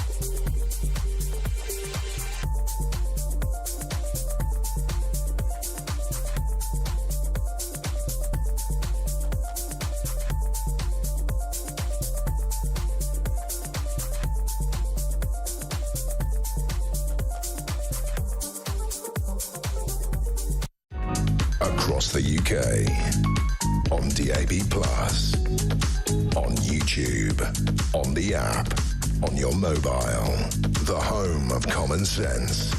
This is Talk. Let's talk to Simon Calder now. He is travel correspondent of The Independent. Simon, 23 million people making journeys today. I know at least one, my producer Ryan, who's heading home for Christmas after this programme, and lots of people going to train stations, going to bus stations, getting in their car as well. Frantic Friday. Frantic Friday, indeed it is. But I tell you what, Ryan is very, very wise. If he we know that. Well, but if all your audience listen to the end of the show and then set off, you will find that things are relatively serene. It's been a really tough day, particularly, of course, on the M25 west of London, which you would expect. Tonight on the M4 heading west from London towards Bristol, the M6 in the West Midlands. That's all been really tricky. But by 7, 8 o'clock, you will find that people have mostly finished their journeys. You had this horrible kind of coincidence of normal commuting with people beginning the great getaway. So that's now calming down. Tomorrow is going to be Snarl Up Saturday, according to the RAC. Now, that's because, of course, lots of people will be out shopping. And they're particularly warning about Meadowhall in South Yorkshire, Trafford Centre in Greater Manchester, Bluewater in Kent. Those are all places where you're going to see massive traffic jams as people try and get that last bit of shopping organised. And pretty much wherever you're going, if you can avoid the middle of the day, they say actually probably lunchtime through till 6 p.m, you will be glad you did it. So get up early, 6 a.m. if you can be there and on the road and get to your destination by lunchtime, then you're going to be looking good. Sunday not looking too bad. Christmas Eve, Manic Monday, yeah, that's going to be tough as well. But you'll probably be better off in your car, I'm sorry to say, as somebody who travels by rail, than you will be on the trains. So on Sunday, things could be all right. I mean, let's say for the sake of argument, you're, a young, good-looking, outgoing radio presenter who's heading from London to Dublin, for example, on a Sunday. Obviously, this person doesn't exist, but were you going from, from London to Dublin on your way home to Northern Ireland? Do you think you'd probably be all right? Yeah, I'm trying to think who you might possibly mean, Peter. I can't think. But I'm sorry, very young, very good looking. But yeah. The thing is, as long as that young, good-looking radio presenter doesn't try and travel back by ferry, because we are seeing almighty problems. Of course, the link from Holyhead in northwest Wales to Dublin, the ferry link has been closed until the 15th of January at the earliest.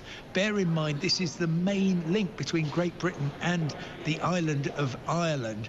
It's causing absolute chaos. And I tell you what, if young, good-looking presenter bought his ticket a while ago, that was a wise thing. I have seen, because of the lack of capacity getting across to the Republic, prices go up. Okay. Ryanair was charging over £500 for £500? Wow. Dublin today, but British Airways trumped that, £660, but you would be able to get a business class seat for that. Well, you'd need a packet of peanuts for that. My goodness. Simon, what are the train hubs that are going to be really busy? Presumably places like Manchester, Euston, King's Cross, places like that. Well, actually, the ones you've named shouldn't be too bad yet, although we'll come on to Euston and Manchester Piccadilly in a moment. If you are trying to get from Sheffield or Derby or Nottingham or Leicester to London St Pancras, you've got about 3 hours to make your journey, because then the whole station is going to close down until the 30th of December. That's for some work in North London. Yes, there will be workarounds, but they're going to be very, very messy. And then everything shuts down towards tea time on Christmas Eve. Be sure that you get to your destination, because there won't be any trains going anywhere on Christmas Day. Very few on Boxing Day. The exceptions are basically London Victoria to Gatwick Airport, Tottenham Hale in North London to Stansted Airport and around Merseyside. But then on the 27th, I hope you're following this, that will be next Friday, you'd expect everything to start up, except it won't. The two busiest stations in Britain, that's London Paddington, serving the west of England and South Wales, London Liverpool Street, serving East Anglia, Essex, Stansted Airport, they are going to be closing in the case of Liverpool Street for the rest of the year. Wow, okay. And in the case of Paddington until the 30th of December. So that's going to be tricky as well. And I've just heard from Northern Trains, and this is nothing to do with engineering works, it's just they're predicting staff shortage on Sunday, and they're saying a whole load of routes. They're going to have buses instead of trains, and you should really check in. Which sort of routes would they be that'll be real replacement buses? Okay, so for instance, Blackpool South to Preston, Oxenholme in Cumbria to Windermere at the heart of the Lake District, a number of other routes. And then on some of them, they're saying we will be running trains, for instance, from Manchester to Buxton in beautiful Derbyshire in the Peak District, but you might have to wait 4 hours between trains. So one of those things where if you're travelling on Northern, which by the way isn't one of these evil private railway companies, it's state-run, then you really need to check in advance if it's Sunday. What about the airports? Is Heathrow, Gatwick, the usual ones, going to be very, very busy over the next few days? Well, yes, they are, and young, handsome radio presenter needs to know that, but actually things have been going incredibly smoothly today. Don't jinx it, Simon. It's been fantastic. So we have got Heathrow, Gatwick, Stansted, Manchester, all working pretty efficiently, and then the one bit of irregular operations was a Ryanair flight from Vilnius in Lithuania to Stansted. That took off. There was a medical emergency. They went back to Lithuania. The passenger was helped off the plane, and then they flew back, and it's all been going well since then. Just a final thought for you on the Transport Secretary, the new Transport Secretary, Heidi Alexander. She said the train drivers' pay rise has made the travel chaos worse. What do you make of her comments? It's absolutely boggling. Yes, the train drivers' pay rise was agreed by her predecessor, Louise Haigh, and as Talk has reported, of course, 15%, no strings attached, and it's that lack of strings which is causing such disruption for so many people. And if you're an Avanti West Coast driver, then every day you work on your day off, you get a flat £600, and that's why from New Year's Eve on Avanti West Coast, from London Euston to Birmingham to Manchester to Liverpool to Glasgow, we're going to see strikes for the next 5 months intermittently, because basically the train managers say, we want some of that. We're being offered £250 for working on a day off during the week, £300 at weekends. That's not enough. We want more. So it's interesting to see that Heidi Alexander was blaming, apparently, her predecessor. This is an absolute mess that Labour has to sort out. They have made it a totemic piece of their government that they're going to sort out the railways. I'm still waiting, Peter. Well, we'll see what happens, and perhaps your patience will be rewarded. You never know. Simon, thank you as always. Simon Calder there, travel correspondent at The Independent. I have a sneaking suspicion Simon and I may speak before Christmas. Just a reminder, I'm back tomorrow between 10 and 12:30 here on Talk, and on Sunday between 10 and 1. That is my last show before Christmas. And thanks to everybody who has been in touch. Amanda says, love your show, wishing you a happy Christmas. Thank you very much indeed, Amanda. Very kind of you. Betty says, happy Christmas, Peter and team. Thanks for the company over the year, and we wish you all a safe trip home and a great new year. Peter, a hotel not far from you, 4 nights B&B and 2 dinners for £500 a head. That's the way to do it these days, says Betty. And Stephen Cambridge says, Cardi P, you made my Christmas. Emma Kenny on my TV, she's brilliant. Good show as usual, says Steve, who sounds as if he's a fan of Emma Kenny, the psychologist and broadcaster we were talking up to a minute ago, just before we were talking to Simon Calder. We will talk to our callers, of course. If you want to make your voice heard, now's the time. Use the break to pick up the phone, 0344 499 1000. And indeed, Kevin O'Sullivan is here with his political asylum between 7 and 9, and then between 9 o'clock and 10 o'clock, what just happened? He will be here. And indeed, Kevin and I took part in Clash of the Titans, which will be on tomorrow. Not the Usyk Fury fight, as you may be thinking it might be. I don't think Kevin and I would perhaps excel, either of us, perhaps, in that scenario, although I'm sure Kevin much better than me. But we took part in the Talk programme, Clash of the Titans, which will be on tomorrow night at 7 o'clock, and Julia Hartley-Brewer was involved with that, as well as was Russell Quirk. So you can see that tomorrow at 7. And as I say, here in this studio between 10 and 12:30 tomorrow, I will be here, and on Sunday between 10 and 1. There's plenty more to come in the next 15 minutes before Kevin comes on. Stay with us here on Talk.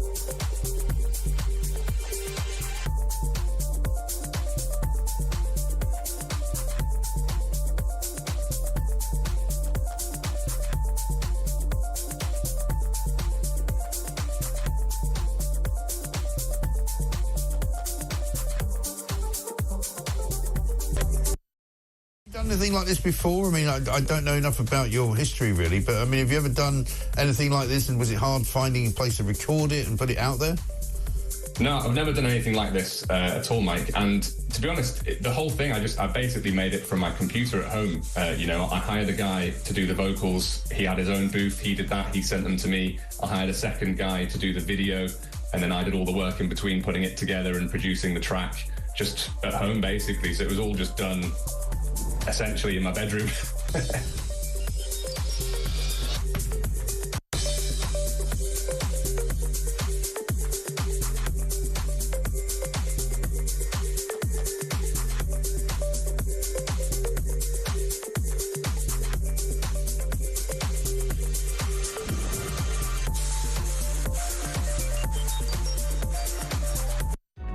Across the UK, on DAB+, on YouTube, on the app, on your mobile, the home of common sense. This is Talk. Quite a number of people getting in touch on Twitter, and thank you for that. Let me read a few of them out. Dallas Nash says, "Evening, Peter. Delivering from a position of power. Starmer, the uncharmer, really does have a high opinion of himself." Soulman says, "It proves that another section of popular opinion is strongly against the spiteful actions of this Labour government and raises tens of thousands for Age UK to boot. What's not to like?" Talking about the song Frozen This Christmas, which has got to number 37. Dr. Kev says, "Great show all year from yourself and the rest of the team at Talk, from everyone at the Home of Common Sense, from the presenters, producers, everyone. I hope you all have a great Christmas and keep up the good work." Thank you very much indeed, Kev. And Mrs. B says, "Flipping heck, Peter, playing Last Christmas with no warning. It's just not on. I'm out. Hashtag Whamageddon." As well, I enjoyed that. Someone's very kindly wished my nephew happy birthday. Thank you to Kathleen. Lots of people on John Rentoul. He seems to go to the same school as Rory Stewart, says Mr. Wainwright. He seems to have a similar inability to read the room. So there we are. Teresa is in Leicester, no fan of Keir Starmer. Teresa, you're very welcome to the programme. What would you like to say? Hi, Peter. Remember me? Oh, yes, we've spoken before, Teresa. Great to talk to you. How are you doing? Yeah, do you know what? It's lovely to speak to you. You too. I'm feeling a lot better now than I was when I phoned you. Yes, that's brilliant, Teresa. Great. I know you weren't too happy with what Keir Starmer was up to then in regard to the winter fuel allowance. Has your view changed in any way? No, not really, but I'm learning to live with it slowly. But it was lovely, absolutely lovely to speak to you, and you were so kind. Thank you. That's very kind, Teresa. Thanks. I appreciate that. Have you something to look forward to at Christmas now? Are you looking forward to next Wednesday? I'm looking forward to a lot of things. Good. I'm delighted to hear it. And what do you make of what the government's been up to recently, what Keir Starmer's been saying? Do you know what? I really could not begin to tell you. What a bunch of, incompetence is all I can say. They have no idea. They've got all the gear, but no idea. It's a very, very good phrase. I think I'm going to have to use that one again, Teresa. Listen, thank you. Definitely. All the gear, but but no idea. No idea. Teresa, thank you very much indeed. Have a lovely Christmas. That's Teresa in Leicester. And thanks to the person who's got in touch to say, why not have a scheme where people in the UK are helped to move on to other areas in the UK where the jobs are, if we can apparently subsidise illegal migrants. That's a fair point. Dawn in Chelmsford says, "Many years ago I spent Christmas at Burnham Thorpe in Norfolk. Ordered a pint of winter warmer. I asked for a second and then a third. The waitress said, 'Are you sure?' It was only when I stood up my head and legs were not coordinated." I haven't had a winter warmer. I'm unlikely to do so, Dawn, as I don't drink. But yes, I think we've all been there, perhaps when we have had too much. I last Sunday, I don't know if you remember on the programme, maybe you're watching, maybe you weren't, we spoke to Mark in Lincolnshire, and we're actually going to speak to him again, I think, on Sunday, just to catch up with him, because he said, it was a very, very interesting call when he spoke to me previously on Sunday, when he said that actually this Christmas would be his 7th on his own, and the 3rd that he had not received a single Christmas card. So I decided, right, I'm going to send him a Christmas card. I sent him a little gift as well, and then I said to anybody who wanted a Christmas card, who hadn't received received a Christmas card so far this year that I would send them a Christmas card. And I said, I true to my word, I sent them out this week. And thank you very much indeed to Helena, or Helena, I'm not quite sure how you pronounce it, but I had an aunt, Lena, who was Helena, and I know some Helenas as well. She's called herself Cat Lady from Lincolnshire in Spilsby. She says, I wanted to thank you, Cardi P, for the beautiful Christmas card I received today. Thank you so very much. You're so thoughtful. It made me think of Mark in Lincolnshire, and he would have got his today as well too. I hope it arrived as well. Mark, if you're listening, we will find out before too long.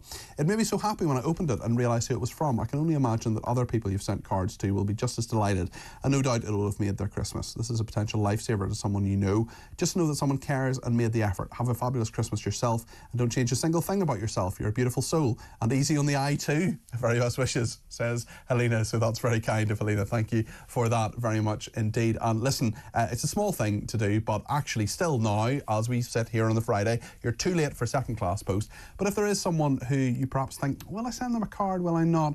Maybe now's the time, you know, a bit of Christmas cheer, a bit of, you know, just even receiving a Christmas card. I love Christmas cards. I love Christmas greetings from people, even if it's a little meme online or whatever on WhatsApp. I mean, you can't actually replicate having a physical card coming through the door. And I know it's expensive, especially now. It's I know it's now first class stamps are the only ones that are going to get there between now and Christmas. I think it's $165 or something like that for a first class stamp, and that is quite a lot. But if you are in a position where you can send even 2 or 3 cards, even 1 or 2 actually, to people who might not be getting a Christmas card this year, maybe you know them, maybe there's someone you've lost touch with, now's the time. Sit down there, make yourself a cup of tea and write out a Christmas card, because you're probably not going to write a letter. There are very few people who sit down and write letters these days. And what I got actually a couple of years ago was a set of, it was only about £10 or something. I got it as a present actually. Really nice thing was just a stack of postcards, and when people do nice things for me, or you know, or send me something or whatever, you send them a little postcard. It's a lovely thing, and put a second class stamp on it, and just getting something through the post could be a very, very positive thing, a very nice experience for people around Christmas time especially, but any time of the year. I don't know about you, I love getting post, unless it's from HMRC or something like that. We don't like bills, and we don't like that. But listen, there's a lot to be said for this time of year, and it really is a time to think not just of the hustle and bustle, but of others as well. And we'll continue to do that. We'll cover the news, of course. We'll cover the news, and we'll cover everything you want to talk about on my shows tomorrow on Saturday between 10 and 12:30. I will be here, and indeed on Sunday between 10 and 1. And tomorrow night on Talk, I will be on Clash of the Titans with none other than Mr. Kevin O'Sullivan. We're on tomorrow night, we are indeed, and Kevin will be here. What time is that on? It's at 7 p.m, I think. 7 p.m, yes. Clash of the Titans, don't miss it. Absolutely. And from excellent Christmas viewing. Absolutely, and from 7 p.m. this evening, indeed, in about 5 minutes' time between now and 9, we will have your show, and then what just happened between 9 and 10. What's coming up on between 7 and 9? Well, we're going to have a bit of fun towards the end. This is my last show before Christmas, so we might open a bottle or two towards the end. But, you know, the news agenda waits for no man. Never stops. Woman, and we've got some serious stuff to go through. We're going to mention, of course, the fact the 2 Mislin guys filmed in that fight with coppers at Manchester Airport have finally been charged. As you well know, Peter, we have to be careful what we say now, but of course, it is worth registering that fact. We finally happened, waited a long time. I mean, it's Keir Starmer's claim that he's doing a good job and wouldn't change a thing that's happened over the past 5 months. I think if he really believes this, we're in bigger trouble than we thought. He believes he's doing a good job by the sound of things. Well, if he really believes that, then he's living on his own planet. Do you think he believes it, or do you think it was just a knee-jerk reaction when he was asked the question? I mean, I suppose that a Prime Minister's not really going to sit before a parliamentary committee and say, do you know what, I've really screwed this up. But to actually say that he would not change a thing, I mean, that's a ridiculous thing to say. And if he really believes this, then we have a delusional Prime Minister. We really do. I mean, you know, he must be cognizant of the fact that this is probably the worst start any Prime Minister has ever made in British history. Certainly one who's got to this time anyway, forgetting about Liz Truss, but certainly one who's got to 5.5 months in. Certainly if you look at his approval ratings, minus 61%. I know, really bad. And, of course, another of his appointments turns out to be a disaster. disaster. I mean, he just made Sue Gray, the ludicrous Sue Gray, a dame or a baroness or whatever the hell you call them in the House of Lords. So she's been rewarded for failure, useless woman. And he's appointed Peter Mandelson as the US ambassador, Britain's ambassador to America, our most important diplomatic role. And then immediately that, and I actually thought to myself, you know, I don't particularly like Peter Mandelson, but he's nothing if not a pragmatist.